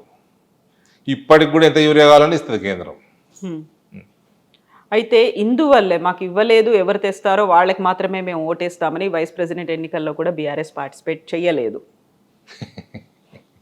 4 ఎంపీలు ఉన్నారు కదండి. అంటే కాదు, నాకు నవ్వు వచ్చింది. ఎందుకు? తెలుగువాడు నిలబడ్డాడు. నువ్వు అపోజిషన్ పార్టీయా, నువ్వు ఏంది, నువ్వు ఎన్డీఏనా, నువ్వు యూపీఏనా, నువ్వు థర్డ్ ఫ్రంటా, నువ్వేంది? బీఆర్ఎస్ అసలు వాళ్ళకి ఎంపీలు లోక్సభలో అయితే 0, రాజ్యసభలో 2-3 నలుగురు ఉన్నారా? ఇంకా 4 ఇంకా అబ్బో. సో ఆ 4 ఓటు కావాలి. మీరు ఎటు, మీ వర్గం ఏంది? ఎన్డీఏ, యూపీఏ ఆర్ తెలంగాణ రైతుల పక్షం అన్నారు. తెలంగాణ ఆయన నిలబడ్డాడు, మరి వేసుకోవచ్చు కదా ఎటు. తెలంగాణ ఆయన నిలబడ్డాడు అంటే అమిత్ షా ఒక మాట అన్నారు, ఆయన ప్రో నక్సల్ వాది అనేది, నక్సల్ సానుభూతి. మాకు వ్యతిరేకస్తుల మీద మేము మస్తు మాట్లాడతామండి, మాకు అపోజిషన్ నిలబడుతున్నారు వాళ్ళు. అసలు నువ్వు ఎటు side? What do you feel? మన అమిత్ షా చెప్పినటువంటి మాటలు అది నిజమే అంటారా? ప్రో నక్సల్ వాదు, లేకపోతే ఆయన Naxal? I don't no. Sudarshan Reddy గారు ప్రీవియస్ బ్యాక్గ్రౌండ్ నాకు తెలియదండి. ఓకే, నేను ఎన్డీఏ, నేను బీజేపీ, మా క్యాండిడేట్ మేము ఓటేసుకొని వచ్చినాము, గెలిపించుకున్నారు. మంచి అతను, మా భావాజాలాలు ఉన్న అతను, గెలిపించుకున్నాము, వచ్చినాము. సుదర్శన్ రెడ్డి గారు ఇక్కడ judge, supreme court judge, respectable figure అన్నట్టు మాకు ఐడియా ఉంది. ఆయన చిన్నతనము, ఆయన ఐడియాలజీ ఏందో అంత డీటెయిల్గా మేము పోలేదు. మీరు పోలేదా? బీజేపీ నేనైతే పోలేదు, మీరు పర్సనల్ గా పోలేదు. అయితే అదే సుదర్శన్ రెడ్డికి తెలంగాణ జాగృతి తరఫున మేము మద్దతు ఇస్తున్నాము అనే మాట కవిత చెప్పారు. కవిత నైతిక మద్దతు తెలుగు వాళ్ళు అన్నారు కాబట్టి కరెక్ట్. అది సరిపోదా? లిక్కర్ స్కాములు చేసిన వాళ్ళే నైతిక మద్దతు ఇవ్వాలి. ఆ స్కామ్ అంతా మీరు చేసిందే, మీరు కావాలని పెట్టించిందే. అయినామా? మేము కొనుక్కుంది అయినామా? అంతగానం లిక్కర్ మేడం మీరు చేయించిందే, కావాలని సిబిఐ వాళ్ళకి కనబడది, ఈడీ వాళ్ళకి తెలియదు. రాజకీయంగా కక్షపూరితంగా కుట్ర చేసి అనవసరమైనటువంటి దాంట్లో ఇరికించారు. అదే టైంలో పార్టీని హస్తగతం చేసుకోవాలనేటువంటి కూడా ఉంది బీజేపీకి. కాదా ఇవన్నీ? మా హస్తగతం టీఆర్ఎస్ ఎట్లా నాకు తెలియదు, కానీ బీజేపీలో మాత్రం రాదు. ఇప్పుడు బీఆర్ఎస్ నుంచి గతంలో వచ్చిన వాళ్ళు చాలామంది తన పేర్లు చెప్పిన దాంట్లో మెజారిటీ బీజేపీలోకే వచ్చారు. వాళ్ళందరూ బయటికి రావడానికి లేకుంటే బీజేపీలో చేరడానికి కూడా కారణం అందులో ఉన్నటువంటి కొంతమంది పర్సన్స్ అనే మాట. చేరుంటారు. కాంగ్రెస్లో కూడా మస్తు మంది ఉన్నారు టీఆర్ఎస్ వాళ్ళు. మీకు ఇంద్రకరణ్ రెడ్డి, తెలుగుదేశం నుంచి ఆయన ఎర్రబల్లి దయాకర్ రావు, అలా సగం మంత్రివర్గం కాంగ్రెస్కి వెళ్ళి వచ్చిన వాళ్ళే ఉండి. కాంగ్రెస్లో ఉన్న వాళ్ళని కూడా కేసీఆర్ మేనేజ్ చేసిండు 2018లో, గట్లనే గెలిచిండు ఆయన. కాంగ్రెస్ అయితే టీఆర్ఎస్ జాయిన్ గా ఉండొచ్చు, లేదా కాంగ్రెస్లో ఉన్నా కూడా మేనేజ్ చేసుకున్నాడు ఆయన. చాలామంది ఉన్నారట టీఆర్ఎస్లో. ఇప్పుడు పార్టీ ఫిరాయింపులకు సంబంధించి ఈ కేసు ఏమవుతుంది అనుకుంటున్నారు మీరు? ఆ 10 స్థానాలు మేము ఫిరాయించలేదని రాసిస్తున్నారు కదా వాళ్ళు. కండువాలు కాదా అవి? ఏది ఇప్పుడు అట్లా 2014లో ఫిరాయించిండ్రు, 18లో ఫిరాయించిండ్రు, 23లో ఫిరాయించిండ్రు. ఎప్పుడైనా ఏమైనా అయిందా అండి? నేను ఒకటే అడుగుతున్నా. ఆ వేములవాడలో ఒక ఆయన ఉండే ఎమ్మెల్యే చెన్నమనేని రమేష్. ఆయన ఆయన అసలు ఇండియన్ సిటిజనే కదా, ఆయన ఎన్ని రోజుల్లోనే ఎమ్మెల్యేగా? అట్లుంటుందా అండి? అట్లుంటుందా? అటు ఉండొచ్చునా? ఏం చర్యలు తీసుకున్నారు? అయింది అలా. చెన్నమనేని ఎట్లా రమేష్ ఎట్లా అన్ని ఎట్లా సార్లు ఎట్లా ప్రాతినిధ్యం అయింది? వహించారు. ఎట్లా అవుతుంది చెప్పండి? సో ఆయన పౌరసత్వాన్ని రద్దు చేస్తే సరిపోతుందా? ఇప్పుడు సుప్రీంకోర్టు అనేది కూడా అదే కదా, పదవీ కాలం ఇప్పుడు ముగిసిన సరే తర్వాత. మేడం, చూడండి, ఇట్లా ఏదో ఒక సీటు అంతగా డీప్గా స్టడీ చేసిన కేసు కాదు నేను. ఆయనకి జర్మనీ పాస్పోర్ట్ ఉండే అని విన్నా. అవునా? అంటే ఇది జర్మన్ సిటిజన్, ఎందుకు కంటిన్యూ కానీ ఇచ్చారు మరి? Who is responsible? కోర్టులో కేసు ఉండేనా? ఉండే కదా, మరి ఎందుకు డిలే అయింది? అందులో తప్పేవరది అంటారు అలాంటి కేసులు? అదే నేను కూడా మిమ్మల్ని అడుగుతున్నా. సో కోర్టులు డిలే చేస్తున్నాయి, ఒకదాని తర్వాత ఒకటి ఏదైనా వాయిదాలు వేశారు, అక్కడ ఉన్నటువంటి ప్రజలు ఓట్లేశారు, పార్టీ దాంట్లో టికెట్ వాయిదా ఇచ్చింది. వేసేందుకు ఏముందండి? మీకు ఇండియన్ పాస్పోర్ట్ లేదు, మీకు జర్మనీ పాస్పోర్ట్ ఉంది. సో ఇప్పుడు అలాంటి పరిస్థితులనే ఈ 10 అసెంబ్లీ వీళ్ళు స్థానాలు. మేము మారలేదు అంటున్నారు పార్టీ. ఏం చేస్తారు మీరు? మారిండు అని ఫోర్స్ చేస్తారా? అదే కదా ఇప్పుడు అవుతోంది, అదే కదా. నాకు తెలిసి అసెంబ్లీలో ఓటు పార్టీ విప్పుకి వ్యతిరేకంగా వేస్తే అప్పుడు మీరు ఏమైనా చర్య తీసుకోగలుగుతారు. ఈయన మారలేదు అంటుండే ఆయన. ఇప్పుడు మారిందని ఎవరు చెప్పాలి? బీఆర్ఎస్ చెప్తోంది. వాళ్ళు చెప్తే ఏమొస్తుంది? ఇప్పుడు ఇదే అసెంబ్లీ 42% రిజర్వేషన్లు బీసీలకు ఇచ్చింది. అట్లా ముస్లింలకు కూడా ఇచ్చిండ్రు ఇంతకుముందు. నిలబడవు కదండి, రాజ్యాంగ ప్రకారంగా నిలబడదు కదా 50% దాటితే. నువ్వు చిన్నపిల్లగానువా, నేను చిన్నపిల్లగానా? తమిళనాడుకు ఆ ఇష్యూ ఉండే, కోర్టుకు పోయినరు, సుప్రీంకోర్టుకు పోయినరు, తెచ్చుకున్నారు. నువ్వు కూడా తెచ్చుకోయా, రాజకీయాలు ఎందుకు చేస్తున్నావు?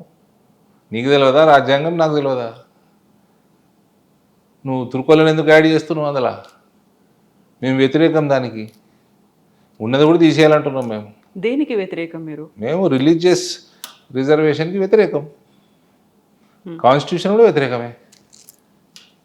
నువ్వు అట్లా వ్యతిరేకం అని తీసుకొచ్చి ఉన్న వాళ్ళంతా బీసీలకు ఇచ్చినట్టు ఇచ్చి మొత్తం తుర్కోలకు ఇస్తా అంటే మేము ఎందుకు ఒప్పుకుంటామండి?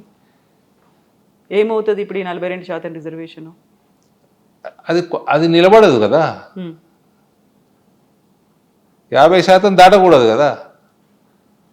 ఏదో పనికి మాలిన రాజకీయం కోసం ప్రజలకు తెలియదా అండి ఇవన్నీ? ఒక్క సీట్ రాదు కాంగ్రెస్కి. రేపు ఎలక్షన్లు పెట్టుకోవాలంటే నా జాలు ఒక సీట్ రాదు నా జిల్లాలో. కాకపోతే ఇది సాధించిన తర్వాత మాత్రమే మేము స్థానిక సంస్థల ఎన్నికలకు వెళ్తామంటున్నారు కదా వాళ్ళు. ఇది అయిన తర్వాత మాత్రమే అంటే ఆయన వెళ్ళే షోకు లేదన్నట్టు, కావైపు వెళ్ళే ధైర్యం లేదన్నట్టు లెక్క. ఎన్నికలు ఇప్పుడు జరగదు, ఏదో సాకు చూపిస్తున్నాడు, ఇది రిజర్వేషన్ సాకు చూపిస్తున్నాడు. ఇట్లా మా డాడీకి పీసీసీ ప్రెసిడెంట్ ఉన్నప్పుడు ఈసారి 50% ఇస్తాం బీసీలకు అంటుండే. ఎక్కడ ఇస్తారండి? ఇయ్యలేదు. నేను మా నాయననే అంటున్నా కదా, ఇయ్యలేకపోయినరు, వివిధ కారణాల వల్ల ఇయ్యలేకపోయినరు.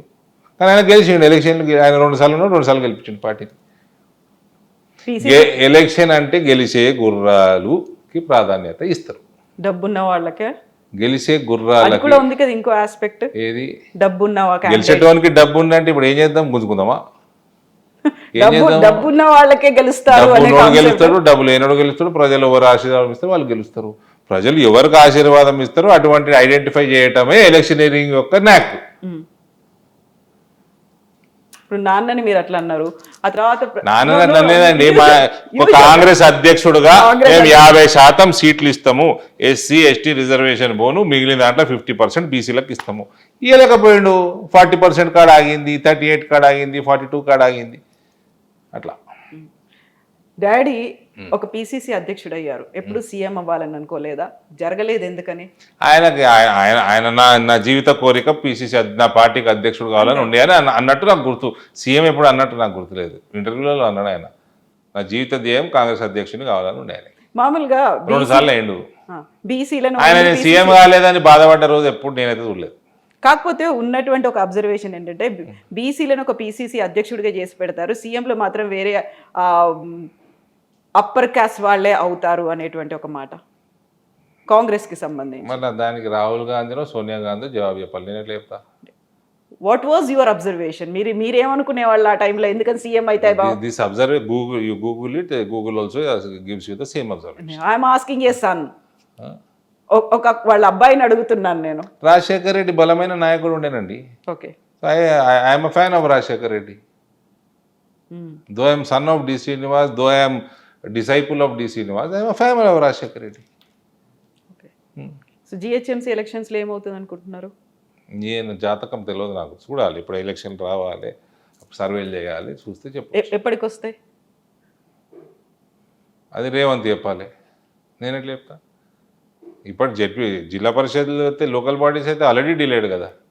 చాలా మున్సిపాలిటీలు కూడా డిలేడ్. మా నిజామాబాద్ మున్సిపాలిటీ లాస్ట్ డిసెంబర్లో కావాలి ఎలక్షన్. ఇప్పటికీ 8-9 నెలలు లేట్ అయిపోయింది. అక్కడ మేము గెలుస్తాం, మేయర్ ఈసారి మేము గెలుస్తాము, జిల్లా పరిషత్ చైర్మన్ నాజాలో నేను గెలుస్తా. వాట్ అబౌట్ జిహెచ్ఎంసీ హైదరాబాద్ సంబంధించి? I don't know, here local leader should say, this is not my constituency. Okay. So Arvind గారిలో చేంజ్ వచ్చిందా? గతంలో చాలా ఫైర్గా ఉండేవాళ్ళు, లేకుంటే ఒక ఫియర్ఫుల్గా కనిపించేవాళ్ళు, లైక్ ఫోర్స్ఫుల్గా ఉండేది, కొంచెం తగ్గింది. టీఆర్ఎస్ వాళ్ళకి అట్లా కనిపిస్తుంటేనేమో. అవునా? సో టకా టకా టకా టకా టకా అనేస్తూ ఉంటారు అనేది. ఇప్పుడు అనలేదా మీతో? అట్లే మాట్లాడాను కదా, చాలా స్లోగా మాట్లాడాను, చాలా నవ్వుతూ మాట్లాడుతున్నారు. ఇంతకుముందు ఇది నవ్వు కనిపించకపోయేది అసలు. యా, పింక్ అద్దాలు పెట్టుకుంటే కనబడవు. లేదు, నాకు పింక్ లేవు, అందుకే మీకు కనిపిస్తుంది నవ్వుతున్నారు. ఇంతకుముందు ఎప్పుడు ఇలా నవ్వుతూ కనిపించలేదు. పింకీలకి కనిపించేది అట్లా. ఓకే, ఫియర్ఫుల్గా, చాలా ఫోర్స్ అనేది ఉండేది అంతకుముందు. ఇప్పుడు కొంచెం మెచ్యూరిటీయా, లేకుంటే రెండోసారి ఎంపీ అయ్యారనేదా, చాలా కూల్గా ఉన్నారా, ఎలక్షన్స్ ఇంకా రాలేదు అని? ఎప్పుడు కూల్గానే ఉంటానండి. నా జీవితంలో ఇప్పటి వరకు 8 సంవత్సరాల రాజకీయ జీవితంలో నేను ఇయ్యేటి వరకు టెన్షన్ పడ్డ రోజు లేదు. సో ప్రతిసారి కూల్గా, బిందాస్గా, ప్రతిరోజు కూల్గానే ఉన్నా నేను. ఏ ఎన్నికైనా కూల్గానే ఉన్నా. భక్తి ఎక్కువ, దేవుడు అంటే నమ్మకం పూర్తిగా. పూజలు ఆనెస్ట్లీ నా భార్య చేసేస్తుంది, నా వంతు కూడా ఆమెనే చేస్తుంది, ఫుల్ చేస్తుంది. ఓకే. బట్ మీ ట్విట్టర్లో మాత్రం రోజు ఒక అది శ్రీమద్ భాగవతంలోంచి ఒక కోట్ ఒకటి వస్తుంటుంది, ఆయన నేమ్స్ అనేవి ఒకటి వస్తుంటాయి. సో బాలకృష్ణుడిని రోజు పొద్దున్నే స్నానం చేయించి, కొత్త బట్టలు వేసి, పూజ చేసి, అలంకరణ చేసి, కిరీటాలు సొమ్ములు పెట్టి, ఇవన్నీ పెట్టి ఫోటో తీసి మా ఆవిడ మా టీంకి పంపుతుంది. భాగవతం ఏమో నా అడ్మిన్, ఆమె భాగవతం దానికి జతపరిచి రోజు పోస్ట్ చేస్తుంది. మళ్ళీ సాయంత్రం కాగానే మళ్ళీ కృష్ణుడిని ర్యాప్ చేసి టవర్లో ఉయ్యాలో లేసి 2 నిమిషాలు ఉయ్యాలు ఊపి పండుకోబెడుతుంది. మళ్ళీ పొద్దున్న లేగానే మళ్ళీ ఇదే ముచ్చట. కాకపోతే మీరు పోస్ట్ చేస్తూ ఉంటే అవన్నీ మీకే భక్తి ఉందేమో, రోజు ఒకటి అలా భగవద్గీత భాగవతాలు చదువుతున్నారు. స్మార్ట్ మ్యారేజ్ అంటారండి. ఓకే, స్మార్ట్ మ్యారేజ్ అంటారు దీన్ని. ఓకే, అండర్స్టాండింగ్ కూడా, తెలివైన పెళ్ళి అంటారు. నేను అనేది యాక్చువల్గా ఈ నవ్వు ఎప్పుడు ఉండకపోయేది ఎందుకలా, ఇప్పుడు మిమ్మల్ని ఎదిరిమంటారా? నేను అలా అనట్లేదు, ఇంతకుముందు ఎప్పుడు ఇలా ఉండకపోయేది ఎందుకు అనేది. నవ్వుతున్నా, ఫోటో నవ్వుతున్నా చూడండి. అది పాతది, అది నాన్న టిఆర్ఎస్ ప్రభుత్వమే ఉండే అప్పుడు, పార్లమెంట్, టిఆర్ఎస్ ఎంపీ. ఇది పార్లమెంట్ హాల్లో కదా ఫోటో? ఇదా, మేమిద్దరం కామర్స్ స్టాండింగ్ కమిటీలో ఉన్నాము. ఓకే, స్టాండింగ్ కమిటీ మీటింగ్ కాకంటే ముందు అయిపోయాక ఇమీడియట్గా ఆ రోజు కమిటీ హాల్లో అది. ఓకే, గుడ్, బాగుంది. సో నాన్న ఆ టైంలో అప్పుడు లాస్ట్ స్టేజ్లో ఉన్నప్పుడు పార్టీకి సంబంధించి అన్నయ్యది ఒక ఇష్యూ అయింది. ఆయన ఏ పార్టీలో ఉన్నాడు, లేకపోతే నాన్న ఏ పార్టీలో ఉన్నాడు, అమ్మ చెప్పడం, ఇవన్నీ అయ్యాయి కదా. ఇప్పుడు అమ్మ ఎలా ఉన్నారు, ఎక్కడున్నారు? అమ్మగారు ఉన్నారు పైన, ఇక్కడే ఉన్నారు. ఓకే, సో ఆ ఇష్యూ అంతా సాల్వ్ అయిపోయిందా ఇప్పుడు? అలాంటిది ఏం లేదా? అన్నయ్య నాకేం ఎప్పుడు ఇష్యూ కనబడలేదు.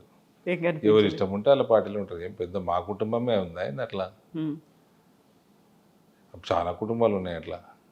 ఓకే, సో చాలా ఎవరు ఇష్టమున్న నాయకుడు. నాకు మోడీ ఇష్టము, నాకు బీజేపీ ఐడియాలజీ, నాకు హిందుత్వ భావాలు ఉన్నాయి, నా పార్టీలకు నేను పోతా.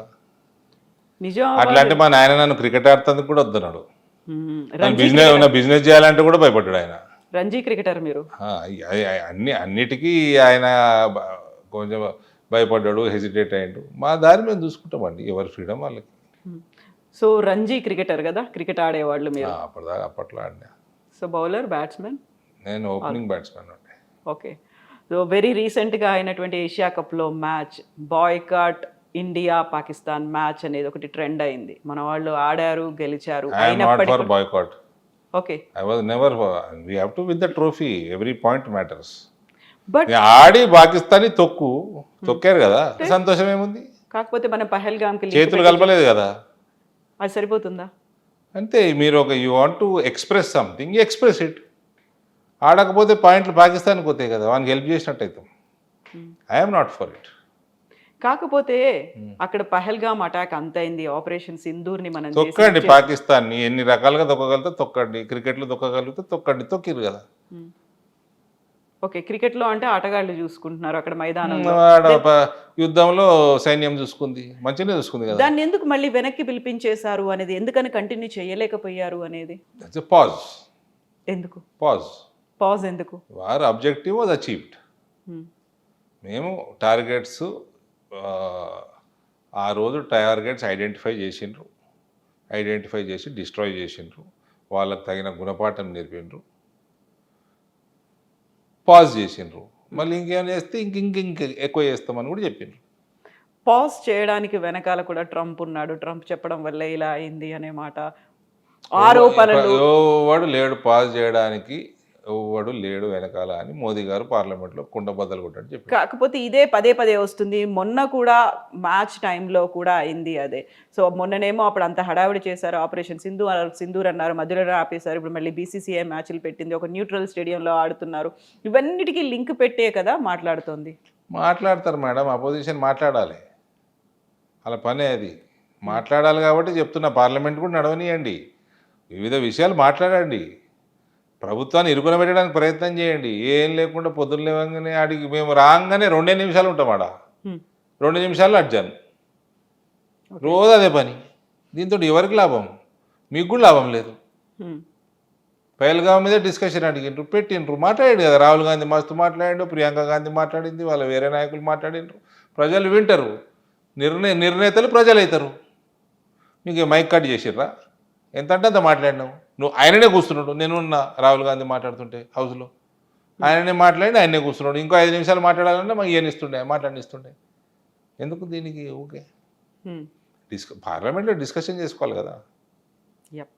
సో మళ్ళీ కమింగ్ బ్యాక్ టు నిజామాబాద్కు సంబంధించి చూస్తే, మీరు ఫ్యామిలీ గురించి, పాలిటిక్స్ గురించి, వాళ్ళ ఇంట్రెస్ట్ల గురించి మాట్లాడిన తర్వాత అపోనెంట్స్ గురించి మాట్లాడుకోవాలంటే ఇప్పుడు నిజామాబాద్లో మీకు అపోనెంట్ ఎవరని అనుకుంటున్నారు? మాకు ఆనెస్ట్లీ స్పీకింగ్ మేము నేను స్టాటిస్టిక్స్ సర్వేలు, నాకు డేటా, నేను దాని మీద బాగా ఆధారపడతా. ఇప్పుడు ఇవాళ మా దగ్గర నిజామాబాద్ జిల్లాలో నా నియోజకవర్గం కాకుండా బాన్స్వాడ నుంచి 6 మండలాలు ఉన్నాయి. నా నియోజకవర్గంలో 25 మండలాలు ఉన్నాయి. 25లో ఒక్క సీటు గెలుస్తలేదు కాంగ్రెస్. ఇప్పటికిప్పుడు జరిగినా 6 నెలల తర్వాత జరిగినా ఇప్పుడు ముచ్చటే చెప్తున్నాను నేను. నెల 2 నెలల కింద ముచ్చటే చెప్తున్నాను మీకు. ఓకే. ఇంకా యాడికింత కాంగ్రెస్ వీకే అవుతుంది తప్ప వాళ్ళు పొడుస్తలేరే. వాళ్ళకు 1% పెరుగుతుంది. ఈ వరదలు, ఆ వరదలలో ఏం చేయకపోవడము, ఇంకా రైతులను ఇంక ఇబ్బంది పెట్టడము, ఇప్పుడు యూరియా కొరత, ఇంకా బోనస్లు ఇవ్వకపోవటము, ఇంకా ప్రామిస్లు ఇంకా డిలే అవ్వటము, ఇంకా 1% తగ్గుతుంది. టీఆర్ఎస్ ఎక్కడా లేదు. 25లో టీఆర్ఎస్ ఒకటే చోట గెలవచ్చు అని వస్తుంది. అది కూడా గెలవనీయం మేము. ఏదది? ఎక్కడ? ఒక్క మండలంలో ఉన్నది. ఇంతకుముందు మంత్రి ఉండే ఆయన సొంత మండలం, ఇది నా సొంత మండలం కూడా అదే. ఆడ జర్ర ఫైట్ ఉన్నట్టు తెలుస్తుంది. ఆడ కూడా గెలవనీయం. ఓకే. సో ఇప్పుడు మనం గెలుపు ఓటముల గురించి మాట్లాడుకున్నప్పుడు, లాస్ట్ టైం జరిగినటువంటి పార్లమెంట్ ఎన్నికల్లో కవిత ఓడిపోవడానికి, ఇండైరెక్ట్గా మీరు గెలవడానికి కారణమే అక్కడ ఉన్నటువంటి కొంతమంది బీఆర్ఎస్ లీడర్లు, ఎమ్మెల్యేలు అనేటువంటి మాట కవిత చెప్పారు. నేనే చెప్పిన మేడం, ఎమ్మెల్యేలు అనలేదు, వాళ్ళ జెడ్పీటీసీలు ఫోన్ చేసి నీకే ఓటేసినాం నేను అని చెప్పారు నాకు. మీరు మేనేజ్ వాళ్ళ చేశారా? మండల స్థాయి వాళ్ళు ఎవరు కూడా తెలియదు నాకు. ఫోన్ చేసి బాయ్ సాబ్ మీకే ఓటేసినామని చెప్పారు, చాలామంది చెప్పారు నాకు. ఎందుకట్లా? ఆమె ద్వేషిస్తారు, ఎందుకేమో మరి. ఎందుకు అట్లా ద్వేషం ఎందుకు ఉంటుంది? వాళ్ళకి వాళ్ళు చెప్పాలి, నేను ఎట్లా చెప్తా మేడం? ప్రజలు కూడా కొట్టిండ్రు. అక్కడ పార్టీ లీడర్లు నేను కావాలి. నా పంచాయతీ ఏంటంటే ఆనాడు పసుపు రైతులు ఏదైతే వేసిరో 170 పైన పసుపు రైతులు వేసి వాళ్ళు 93,000 ఓట్లు తీసుకుర్రు. నా మార్జిన్ అంతా తగ్గింది. నా బాధ అది. ఉమ్, అదంతా కవిత వ్యతిరేక ఓటు. వాళ్ళు లేకపోతే ఓటు నాకు వస్తుంది, బీజేపీకి వస్తుంది. ఉమ్. నేను 1,50,000 తోటి గెలవాలి, 70-75 వేలతో గెలిచిన. అది నా బాధ అది. ఆ బాధ ఎవరు పట్టించుకోరు. ఇప్పుడు అట్లాంటి అపోజిషన్ లేదు కదా, పసుపు రైతుల అపోజిషన్ అయితే లేదు, అంతేనా? పని చేసుకుంటే ఎవరు అపోజిషన్ ఉండదండి. వాగ్దానం చేసినప్పుడు నెరవేర్చాలా, ప్రయత్నం చేయాలా, కొట్లాడాలా, కింద మీద పడాలా, చేయాలా. చేస్తే ఉండదు. ఇన్ జనరల్గా కూడా పని చేసుకోవాలి. ప్రజలకు తగ్గట్టు, వాళ్ళ మనోభావాలకు తగ్గట్టు మన నడవడికి ఉండాలి. ఉమ్. పొగరుబోతు లేకుంటే ఎట్లా? ఎవరున్నారు పొగరుబోతులా? ఎవరు ఓడిపోయిన వాళ్ళు ఉన్నారు, అందుకని ఓడిపోయారు. నా నియోజకవర్గంలో భారతీయ జనతా పార్టీ ఓటు శాతం పెరిగింది. పార్లమెంటు నేను చెప్పేది, అసెంబ్లీలో చాలా పెరిగింది, లోకల్ బాడీస్లో చాలా పెరిగింది. పార్లమెంట్లో కూడా పెరిగిన ఏకైక నియోజకవర్గం నాది. పోయినసారి బీజేపీ ఎంపీలకి, ఇప్పుడున్న బీజేపీ ఎంపీలకి. ఓకే.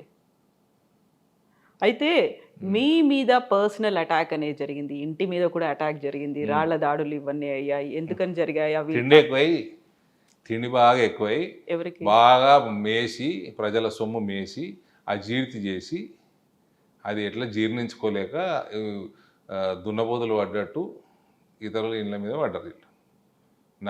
నా బండి మీద, నా కాన్వాయ్ల మీద, మా ఇంటి మీద. ఇది బాగా కొవ్వుగా విరిగిపోయి, తిండి ఎక్కువై అయింది. అవి రాజకీయంగా జరిగిన దాడులా, లేకపోతే పర్సనల్గా వ్యక్తిగతంగా జరిగిన దాడులా? తిండి ఎక్కువై జరిగినాయండి. బాగా జీర్ణము పట్టేదానికంటే ఎక్కువ మింగి అయింది. రియలైజ్ అయ్యారా ఇప్పుడు మరి? రియలైజ్ అయ్యారా? అయితే అవుతారో తెలియదు, ప్రజలు చేయించలేదు realize. Okay. TRS party revival ప్రసక్తే లేదు. అది పార్టీ పరంగా జరిగిందా, వ్యక్తిగతంగా జరిగింది అనుకుంటున్నారా మీరు? అది కుటుంబ పరంగా జరిగింది. కళ్ళు నెత్తికెక్కి, కొవ్వు నెత్తికెక్కి కుటుంబానికి జరిగింది. సో అది భవిష్యత్తులో ఇట్లాంటివి మళ్ళీ జరగవా? దేన్ని తీసుకొని కొట్టాలో కొడతాము. ఆ రోజు ప్రభుత్వం ఉన్నది పోలీసు వాళ్ళని అడ్డం పెట్టుకొని చేసారు. ఇప్పుడు ఏం అడ్డం పెట్టుకొని చేస్తారు? అరవింద్ టార్గెటా? అవన్నీ అయితే సిఆర్పిఎఫ్, నాకు కేంద్ర ప్రభుత్వము ఇక రాష్ట్ర ప్రభుత్వములు కాపాడతలేరని కేంద్రం సెంట్రల్ సిఆర్పిఎఫ్లు కాల్చిపడేస్తారు. వాళ్ళు కాలుస్తే మిస్ కూడా కాదు. ఈడగాలిస్తే ఈడ తగులుతుంది, ఈడగాలిస్తే ఈడ తగులుతుంది. షోకుంటే దా. అలాంటి పరిస్థితులు ఉన్నాయా ఇప్పుడు? అంత సీన్ లేదు టీఆర్ఎస్ వాళ్ళకి, లేదు. వాళ్ళు ఎక్కడండి, అలా ముఖ్యమంత్రి ఓ 100 మంది 1000 మంది పోలీసు వాళ్ళని పెడితే కానీ రాలేని పరిస్థితి ఊర్లకి. వీళ్ళ ముఖాలకి ఎన్నడూ వస్తారు ప్రజల మధ్యలోకి వస్తే దేన్ని తీసుకొని కొడతారో ప్రజలు తెలియదు వీళ్ళకి. ఇప్పుడు మీరు టీఆర్ఎస్ అంటున్నారు, ఆ బీఆర్ఎస్ పార్టీ కాకుండా కవిత సపరేట్గా బయటకు వస్తారా, తనే ఒక పార్టీ పెట్టుకుంటారా అనేది బోల్డని ఊహాగానాలు ఉన్నాయి. తను నిజామాబాద్ గురించి తను మళ్ళీ ఇప్పటికి కూడా కాదు ఆలోచిస్తారు. Madam, liquor scam TRS party చేసిందా, కవిత చేసిందా? మీరు 1000 కోట్లు టీఆర్ఎస్ గులాబీ జెండా మింగిందా, కవిత మింగిందా? సో చెప్పండి. నేను టీఆర్ఎస్ జెండా వదిలేసి వచ్చేయగానే అటు వెళ్ళిపోతాయా, అటు లిక్కర్ స్కామ్ పాపాలన్నీ కడిగిపోతాయా? అది కేవలం కవిత మీదే ఉంది, మిగతా బీఆర్ఎస్ లీడర్లు ఎవరి మీద ఓ రాలేదు మస్తు, కదా. ఈ కారు ఆ కారు అందరు కారు అన్నీ ఉన్నాయి, మస్తున్నాయి. కాళేశ్వరము, ఇంకా దునియా ఉన్నాయి వీళ్ళ మీద స్కాములు. వీళ్ళు ప్రతి గొర్రెల స్కాము, బర్రెలు మింగినండి. ఎక్కడికి పోతారు మేడం? ప్రజలు మర్చిపోరు, మేము అరవనీయం కూడా. ఫోన్ ట్యాపింగ్ కేసు ఉంది, కాళేశ్వరం ఉంది, మస్తున్నాయి, విద్యుత్ ఉంది, ఆ తర్వాత దునియా ఉన్నాయి, ఇంకా రానివి కూడా మస్తున్నాయి. ఫార్ములా ఈ కార్ రేసింగ్ ది ఉంది, గొర్రెల స్కామ్ ఉంది. సో ఇవన్నీ కేంద్ర ప్రభుత్వం చూస్తుందా? చెట్లు పెట్టింది కూడా స్కామే. గ్రీన్ ఇండియా ఛాలెంజ్, అది కూడా స్కామే. హరితహారం, గ్రీన్ ఇండియా ఛాలెంజ్ హరితహారమా మీరు అంటోంది? అదేదో ఈ చెట్లు పెట్టేది హరితహారమేమో. ప్రభుత్వం తరపున Haritaharam, green India Santosh, MP Santosh. చెట్లు పెట్టే దాంట్లో దునియా స్కామ్ ఉంది. ఓకే. సో ఇవన్నిటికీ కేంద్ర ప్రభుత్వం చర్యలు తీసుకుంటుందా, రాష్ట్ర ప్రభుత్వం చర్యలు తీసుకుంటుందా? ఏం జరుగుతుంది అనుకుంటున్నారు? వీటన్నిటికీ ఒకటేదో రాష్ట్ర ప్రభుత్వం తీసుకోలేదు కదండి. కాళేశ్వరం కళ్ళకు కట్టినట్టు పెద్ద స్కామ్ జరిగింది. ఓపెన్గా డిజైన్లు మారినాయి, కరప్షన్ జరిగింది. మీకు ఒక జ్యుడిషియల్ కమిటీ రిపోర్ట్ ఇచ్చింది, అందులో స్పష్టంగా ఉన్నది.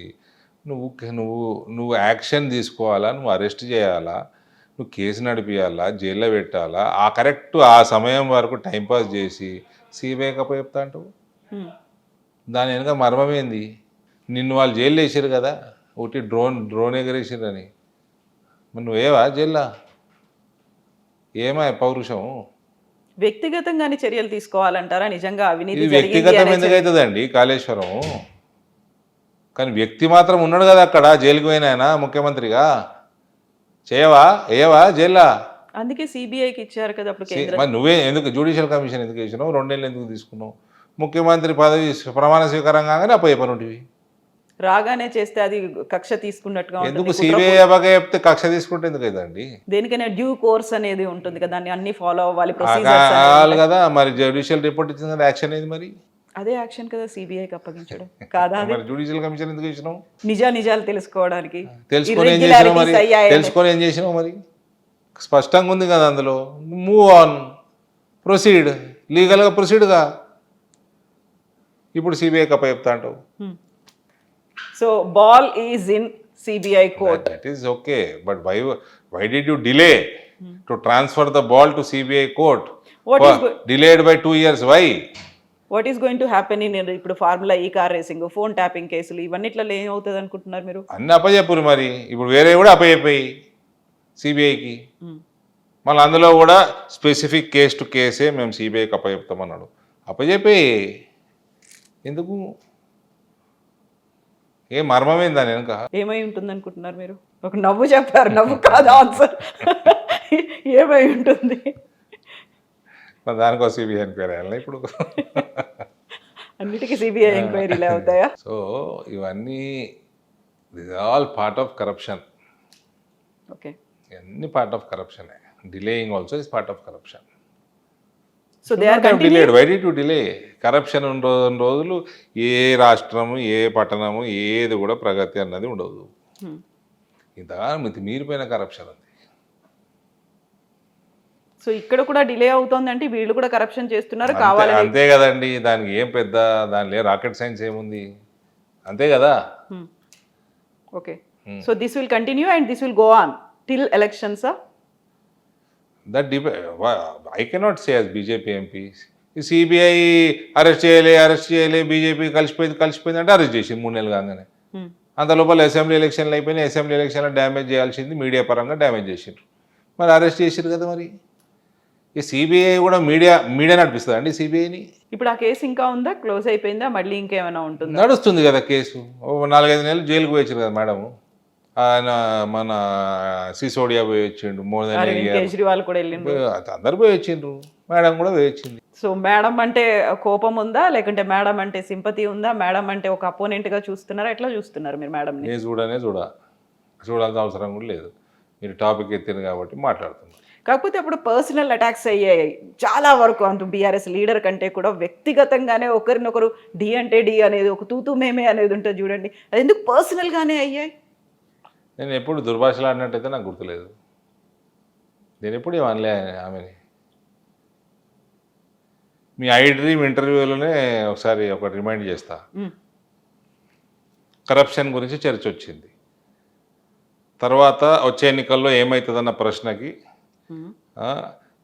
మరీ డీటెయిల్డ్గా అడిగితే నేనేం జ్యోతిషం చెప్పను, నాకు రాదని చెప్పిన. టక్కని నాకు గుర్తొచ్చింది ఏంటంటే, రామచిలక జ్యోతిషం ఉంటుంది కదా, కేజీలో పట్టుకొస్తారు. వస్తే చిలుక బయటకు వస్తుందా? ఒక కార్డు తీస్తుంది, బయటకు వచ్చి కార్డు తీయాలా? డోర్ తీయంగానే వస్తుందా బయటికి? పిలుస్తారు కదా, రమ్మంటారు. వస్తుందా? రాదు. జేబుల నుంచి నోటు తీసి పెడితే వస్తుంది. ఓకే, ఆనాడు అప్పుడు ఉన్న ఎంపీ కూడా పైసలు ఇవ్వండి ఏం పని చేయలేదు అన్నట్టు అంటే కోపం వస్తే ఎట్లనండి? అంటే డి శ్రీనివాస్ని సస్పెండ్ చేయమని లెటర్ రాసింది. ఈ చిలతకు జ్యోతిష కోపం మీద డి శ్రీనివాస్ని. డి శ్రీనివాసు అట్లా పార్టీకి మోసం చేసేటోడే కాదు, ఆయన వ్యక్తిత్వమే కాదు.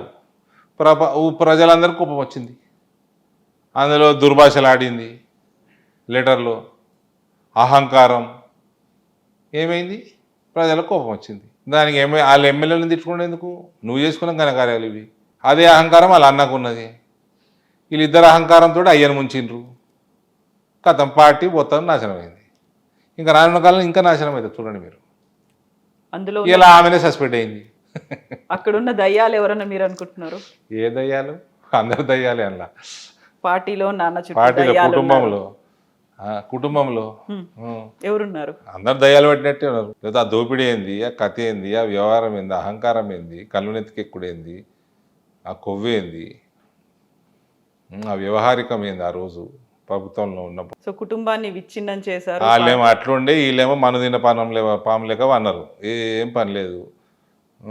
ఆ ముఖ్యమంత్రి ఏమో ప్రతి 3 రోజులకు ఒకసారి మా దగ్గర పైసలు లేవు ఎట్లా నడపాలని అడుగుతాడు. ఎలక్షన్ల ముందు అడగనుంటి, మరి ఎలక్షన్లు అయ్యి 2 సంవత్సరాలు అయినాక పైసలు లేవు ఎట్లా నడపాలని అని ప్రజలను అడిగితే ప్రజలు ఎట్లా చెప్తారండి? ఆరోగ్యశ్రీ బంధు. సో ఇట్లాంటి పరిస్థితుల్లో బీజేపీ చేయాల్సినంతగా పోరాటం చెయ్యట్లేదు, ఇంకా స్ట్రాంగ్ గా చేయాలి, మోర్ లౌడ్ వాయిస్ తో. మా జాగాలో మేము అన్నీ గెలుస్తాం, మేము పోరాడుతున్నాము, మేము ఆల్టర్నేట్గా ఎమర్జ్ అయినాము, మేము గెలుస్తాము, జడ్పీ చైర్మన్ గెలుస్తాము, లోకల్ బాడీస్ గెలుస్తాము, ఈసారి అసెంబ్లీ సీట్లు పెరుగుతాయి, పార్లమెంట్ ఓట్లు ఇంకా పెరుగుతాయి. మా జాగాలో మేము చేస్తున్నాం. ఎన్ని వస్తాయి అనుకుంటున్నారు ఈసారి మీరు ఓవరాల్ అసెంబ్లీ అండ్ పార్లమెంట్? నా జాగా అంటే నా పార్లమెంట్ నియోజకవర్గం. I'm asking about Telangana, entire Telangana. మన జ్యోతిషం తెలియదు నాకు. ఓకే, నేను పని చేసిన నేను ఏదైనా సబ్జెక్టు పరీక్ష ఉంటే ఆ సబ్జెక్ట్ చదువుకొని రాస్తా. ఆ సబ్జెక్ట్లో ఏమైనా ఉంటే వస్తే చాలా నాకు ఆ మార్కులు కాదండి. నాకు నేను నా సబ్జెక్టు నిజామాబాద్ పార్లమెంటు, నేను అది చెప్తా, దాని పరీక్ష రాస్తా, నాకు ఎన్ని మార్కులు వస్తే ముందే చెప్తా. నాట్ థింకింగ్ అబౌట్ మీరు పెద్ద నిజామాబాద్ పార్లమెంట్లో ఎమ్మెల్యేలు ఒడగొట్టిండ్రు 2019 కవితని అని మీరు అన్నారు కదా, ఆమె అన్నదో ఎవరన్నారు మీరు అడిగారు కదా. నేను నామినేషన్ వేసిన రోజు తెలుసు నేను 1,10,20,000 గెలుస్తా అని. రైతులు ఓట్లు తీసుకుపోయినారు కాబట్టి నా మార్జిన్ తగ్గింది. The day I filed nomination I knew I was winning by 1.1, 1.2 lakh votes. I won by 73,000 votes because vote split అయింది. ఆ స్ప్లిట్ అవ్వడానికి కారణమే అక్కడ ఉన్నటువంటి రైతులు అంతమంది. వాళ్ళ ఎమోషన్, వాళ్ళ బాధ, వాళ్ళ అప్పటికి 35 సంవత్సరాల నుంచి కొట్లాడుతున్నారు. ఓకే, దానికి ఒక రీజన్ ఉంది, కానీ దాని ఇంపాక్ట్ నా మార్జిన్ మీద పడ్డది. వాళ్ళకి రైతులకి క్లారిటీ వచ్చిందా పసుపు బోర్డు ఎవరు తీసుకొచ్చిండ్రు అనేది? ఇప్పుడు ఏముందండి, మోదీ గారు ఇచ్చిండ్రు, ఏడీ తెచ్చిండ్రు, సింపుల్. దాంట్లో ఏమున్నది? ఏడీ మీద కోపం అయితే ఏం లేదు కదా. ఇప్పుడు అసంతృప్తి, నా మీద అసంతృప్తి ఉంటే నా పార్టీ కోట్లు ఎందుకు ఇస్తారు? నాకెందుకు కోట్లు ఇస్తారు? కాకుంటే ఫస్ట్ టైంలో ఉండిందా వాళ్ళే, అందుకే అంతమంది వచ్చి ఇండిపెండెంట్గా పోటీలో దిగినరు? అప్పుడు నా మీదే కోపం లేకుండా వాళ్ళకి టీఆర్ఎస్ మీద కోపం ఉండే. Okay, then coming to that point, తెలంగాణకి సంబంధించి ఒకవేళ చెప్పాలి అంటే ఎంత చెప్తారు మీరు? ఇక్కడ ప్రభుత్వం అల్కాగా తీసుకురావచ్చు, తెస్తలేమంటే మాదే తప్పు. ఏం చేయాలి? తప్పు చేయొద్దు. ఏం తప్పులు చేస్తుండ్రు? ఓట్లు వేస్తలేరు కదా, మీరు చేస్తున్నది తప్పు అన్నట్టే. ఓట్లు వేయాలంటే ఏం చేయాలి? ఓట్లు వేస్తున్నారు అంటే మీరు చేస్తున్నది ఒప్పు అన్నట్టే. ఏం చేయాలి? మీరు నిజామాబాద్లో చేసింది కాపీ పేస్ట్ చేసుకోండి, స్టడీ చేసుకోండి, కాపీ పేస్ట్ చేసుకోండి, ఎంటైర్ తెలంగాణ చేసుకోండి, తప్పేముంది? What about 7 MPs? వాళ్ళు కూడా are they not following? Madam, you're asking about state government. Exactly, you're asking don't then okay, only Nizamabad అనుకున్నాం, అక్కడ ఉన్నటువంటి 8 అసెంబ్లీ సెగ్మెంట్లు అనుకున్నాం. మొత్తం దాన్ని ఈ స్టేట్ వ్యాప్తంగా తీసుకురావాలి అంటే చేసుకోవాలండి. మేము చేసుకున్నాం అక్కడ హోంవర్క్, మేము యాజిటేషన్లు చేసినాము, టీఆర్ఎస్ ప్రభుత్వం ఆనాడు వాళ్ళతో కొట్లాడినాము, ప్రతిదీ అగ్రెసివ్గా కొట్లాడినాము, ప్రతి చోట క్యాండిడేట్లు తయారు చేసుకున్నాము, జాయినింగ్ చేయించుకున్నాము, ప్రజల్లో విశ్వాసం కల్పించుకున్నాము, 30% ఓటు సాధించుకున్నాము. కాంగ్రెస్ ఓటు బీఆర్ఎస్కి బీజేపీకి అన్నిటికీ సమానంగా వచ్చింది. నేను ఒక చోట నిలబడాల్సింది నేను అక్కడ వదిలేసిన పోయిన పార్టీ కోసం ఇంకో దగ్గరికి, కోరుట్లలో అక్కడ పోయి కూడా చాలా మటుకు దీని మీద కొంచెం దృష్టి పెట్టుకోవాలి. ఎన్జిఓలు కానీ పార్టీ కానీ వేరే వాళ్ళు కానీ అక్కడ పోయి రూపాయి ఖర్చు పెట్టలేదు నేను. ఎక్కడ? మా అసెంబ్లీ నియోజకవర్గం, నేను ఎక్కడైతే నిలబడి కోరుట్లలో 62,000 ఓట్లు వచ్చినాయి. మీకు ఇక్కడ ఉన్న ఖర్చు ఎంత? 30-40 కోట్లకు తక్కువ ఎమ్మెల్యేకి అయితే లేదు. 1000 రూపాయలు వంచుతారు, 500 వంచుతారు, 1500 వంచుతారు, డెస్పరేషన్ ఉంటే 2000 వంచుతారు. దీని ఖర్చు ఎక్కడికి పోతుంది? 80 కోట్లు, 70 కోట్లు, 50 కోట్లు, ఇవి మళ్ళీ ఎట్లా పూడ్చాలా? కరప్షన్ చేయాలా? కరప్షన్లు ఈ రకంగా కరప్షన్లు ఉంటే ఇట్లనే ఉంటాయి ప్రాజెక్టులు మరి. సో ఒక్క రూపాయి పెట్టలేదు నేను, 62,000 ఓట్లు వచ్చినాయి. దాన్ని స్టడీ చేసుకోవాలండి, దాన్ని కొంచెం పబ్లిసైజ్ చేసుకోవాలా. ఎలక్షన్ కమిషన్ 36 గంటల తర్వాత ఎవరు కనబడదు, నేను కనబడలేదు, I was an out cider in that segment. నేను వెళ్ళలేదా ఆడికి? 36 గంటల ముందు నేను పోలే. నా ఓటు నిజామాబాద్ పట్టణంలో ఉంది. అని దాని మీద అట్లాంటి అవేర్నెస్ పెంచండి, తగ్గించండి, ఖర్చు తగ్గించే పని చేయండి. ఒక్కొక్కడు ఎమ్మెల్యే 50 కోట్లు పెడతా అంటే వాడు ఎప్పుడు సంపాదించాలి, ఎట్లా సంపాదించాలి? ఇసుక మాఫియాలు చేయాలి, మొరమ్మ అమ్ముకోవాలి, గుట్టలు అమ్ముకోవాలి, ల్యాండ్ దందాలు చేయాలి, కిడ్నాపులు చేయాలి, పోలీస్ కేసులు, ఇదే పని చేయాలి ఇక మరి. ఇప్పుడు మీరు చెప్పిన ఇవన్నీ కూడా రాష్ట్ర నాయకత్వానికి తెలుసా? చెప్పారా? ఏం చెయ్యాలి, చెప్పేదేముందండి, ఏం జరుగుతోంది, ఏం జరగాలి? చెప్పేదేముంది? They should pick it up. Why they are missing that? నాకు ధైర్యం ఉంది, నేను ఎక్స్పెరిమెంట్ చేసిన, నేను పైసలు లేక చేయలేదు అనుకుంటున్నా, ఫస్ట్ పైసలు ఉన్నాయి. Why they are not taking that? మీరు చేసింది I'm not saying just BJP. Anybody who wants to clean up the political system in this country should ఇటువంటి అవేర్నెస్ పెంచాలి. బీజేపీకి చెప్పాలి అంటే, ఒక అడ్వైజ్ ఇవ్వాలి అంటే, టు విన్ తెలంగాణ ఒకటే నడతలేదు ఈ పొలిటికల్ సిస్టమ్ దేశంలో. No, I'm asking about BJP. We're talking about BJP. బీజేపీలో జరగాలి అనుకుంటే BJP also should pick it up. Yes, also should అన్నారు కాబట్టి are you raising this point అక్కడ మీటింగుల్లో? ఇక్కడ I been doing that since 3 minutes. Not here, I'm asking not here, not here. 3 minutes ఇక్కడ కాకుండా you are getting the ample time. Topic వచ్చింది, నాకు strike అయింది, నేను చెప్తున్నా. ఎగ్జాక్ట్లీ. ఇక్కడ పొలిటికల్ సిస్టమ్ని క్లెన్స్ చేయాలి అనుకున్నవాడు ఎవరైనా సరే, this is a good example. So మీకు వాయిస్, ఒక స్పేస్, ప్లేస్ అనేది బీజేపీలో దొరికితే ఈ పాయింట్ మీరు చెప్తారా? తీసుకున్నారా? ఆల్రెడీ చెప్పారా? చెప్తున్నారా? తోటి పని లేదు ఓటు సాధించడానికి అని, దానికి కొరుట్ల అసెంబ్లీ ఎలక్షన్ ఇది కదా. సో ఆల్రెడీ చెప్పారా? ఈ సజెషన్ ఏమన్నా ఇచ్చారా? టేక్ దిస్, ఫాలో దిస్ అనేది అట్లా ఏమన్నా? తీసుకోవాలండి, ఓపెన్ డొమైన్ లో ఉంది కదా. ఇది చాలా మంది మాట్లాడారు ఆ రోజు ఎలక్షన్లు అయినా కొద్ది రోజులు, చాలా మంది మాట్లాడారు. బట్ అయిపోయినాయి. ఇప్పుడు మళ్ళీ 3 ఏళ్ళు ఉన్నాయి ఎలక్షన్స్ రావడానికి. ఒకవేళ మళ్ళీ ఏదన్నా అవుతే మధ్యలోనే కమిషన్ కూడా పికప్ చేయాలి. BJP election commissions responsibility to cleanse electioneering system in this country. Okay, BJP also, Congress also, any political party. Okay, ఎప్పుడు వెళ్ళిండ్రు మీరు? When was the last time మీరు బీజేపీ ఆఫీస్కి వెళ్ళింది హైదరాబాద్లో? నేను డైరీ మెయింటైన్ చేయాలి, పోతాం, మీటింగ్లో ఉంటే పోతాము. ఓకే, చాలా తక్కువ కనిపిస్తున్నారు మీరు అక్కడ అని. నేను నిజామాబాద్లో ఉంటానమ్మా, ఢిల్లీలో ఉంటా సగము, నిజామాబాద్లో ఉంటా, హైదరాబాద్లో ఉంటా. మాకు party office Nizamabad party office అంటే మొన్న పోయిన వారం కూడా పోయినా. ఓకే, పార్టీ ఆఫీస్ నాంపల్లి వాళ్ళని కొంచెం టచ్ మీ నాట్ లాగా ఉంటున్నారా? కొద్దిగా డిస్టెన్స్. నాంపల్లి పార్టీ ఆఫీస్ కి నిజామాబాద్ పార్టీ ఏమైనా డిఫరెన్స్? వేరే పార్టీ ఇది కేంద్రం. నాకు ఎక్కడ పార్టీ ఉంటే అక్కడికి పోతా. కేంద్ర పార్టీ ఆఫీస్ కార్యాలయానికి రమ్మంటే పోతా. ఓన్లీ అడిగితే మాత్రమే మీరు అడిగితే కాదండి, మన అక్కడ పని ఉంటే పోతాము, పని లేకుండా అడిగితే అంటే ఇప్పుడు మీరు ఇచ్చినటువంటి ఒక సజెషన్, నిజామాబాద్ లో ఏ ఫార్ములా అయితే ఫాలో అయ్యారు, టాపిక్ వచ్చింది చెప్పిన. ఓకే, ఇంట్రెస్ట్ ఉంటే తీసుకోండి, ఇంట్రెస్ట్ ఉన్న వాళ్ళు. మీరు కోరుట్లలో మీరు కావాలని ఓడిపోయినరా? ఎంపీగా కావాలని ఓడిపోయినాను, కావాలని ఓడిపోడు, గెలుచుడు, కావాలని ఓడిపోతున్నా మేడం ఎవరన్నా అంటే ఎంపీ కావాలని ఉందేమో మీకు? ఎమ్మెల్యే అవసరం? ఎమ్మెల్యే అయినా ఎంపీ అవుతుంటే నేను మళ్ళీ అక్కడ రాజీనామా చేసి ఇటు వచ్చేవాళ్ళ? ఈడ గెలిచినాక అక్కడ రాజీనామా చేస్తుంటే, అక్కడ ధైర్యంగా లెట్ మీ ఎక్స్పెరిమెంట్. మా ఇన్ఛార్జ్ జనరల్ సెక్రటరీ ఒకరోజు అన్నాడు నాతోటి, మా సునీల్ బన్సల్ అన్నాడు, ఈడ ఖర్చు బాగా ఎక్కువ, ఉత్తరప్రదేశ్లో 50 లక్షల్లో అయిపోతుంది, ఇక్కడ ఇంత అవుతుంది, అంత అవుతుంది, ఇన్ని కోట్లు అవుతుంది, అన్ని కోట్లు అవుతున్నాయి అన్నాడు. నాకు ఆ రోజు బుద్ధి పుట్టింది, నేను ఎక్స్పెరిమెంట్ చేసినండి, నాకు ధైర్యం ఎక్కువ, నేను చేసిన. చెప్పిండ్రా సురేష్ బన్సల్ గారికి? ఇది సునీల్ బన్సల్ సునీల్ బన్సల్ గారికి చెప్పినట్టు నా రోజుల్లో. Hope they will take this, they should take it up. నా గొప్పతనం నాదని కాదు, ఇది ఒక స్వచ్ఛ భారత్ అభియాన్ లాగా ఎలక్షన్ ప్రాసెస్ కూడా స్వచ్ఛంగా చేసుకోవాలి. సో ఏమన్నా చేసుకుంటే పరిపాలన స్వచ్ఛంగా అవుతుంది, కరప్షన్ తగ్గుతుంది. ఏడీ ఏమన్నా కేంద్ర ఇక్కడ రాష్ట్ర నాయకత్వానికి ఒక టచ్ మినాట్ లాగా డిస్టెన్స్ ఏమన్నా మెయింటైన్ చేస్తున్నారా లేదా? ఓన్లీ నిజామాబాద్ రామచంద్రరావుకి మన నిజామాబాద్ పిలిచి గట్టిగా అలుముకున్నా టచ్ మినట్ ఎట్లయితుంది?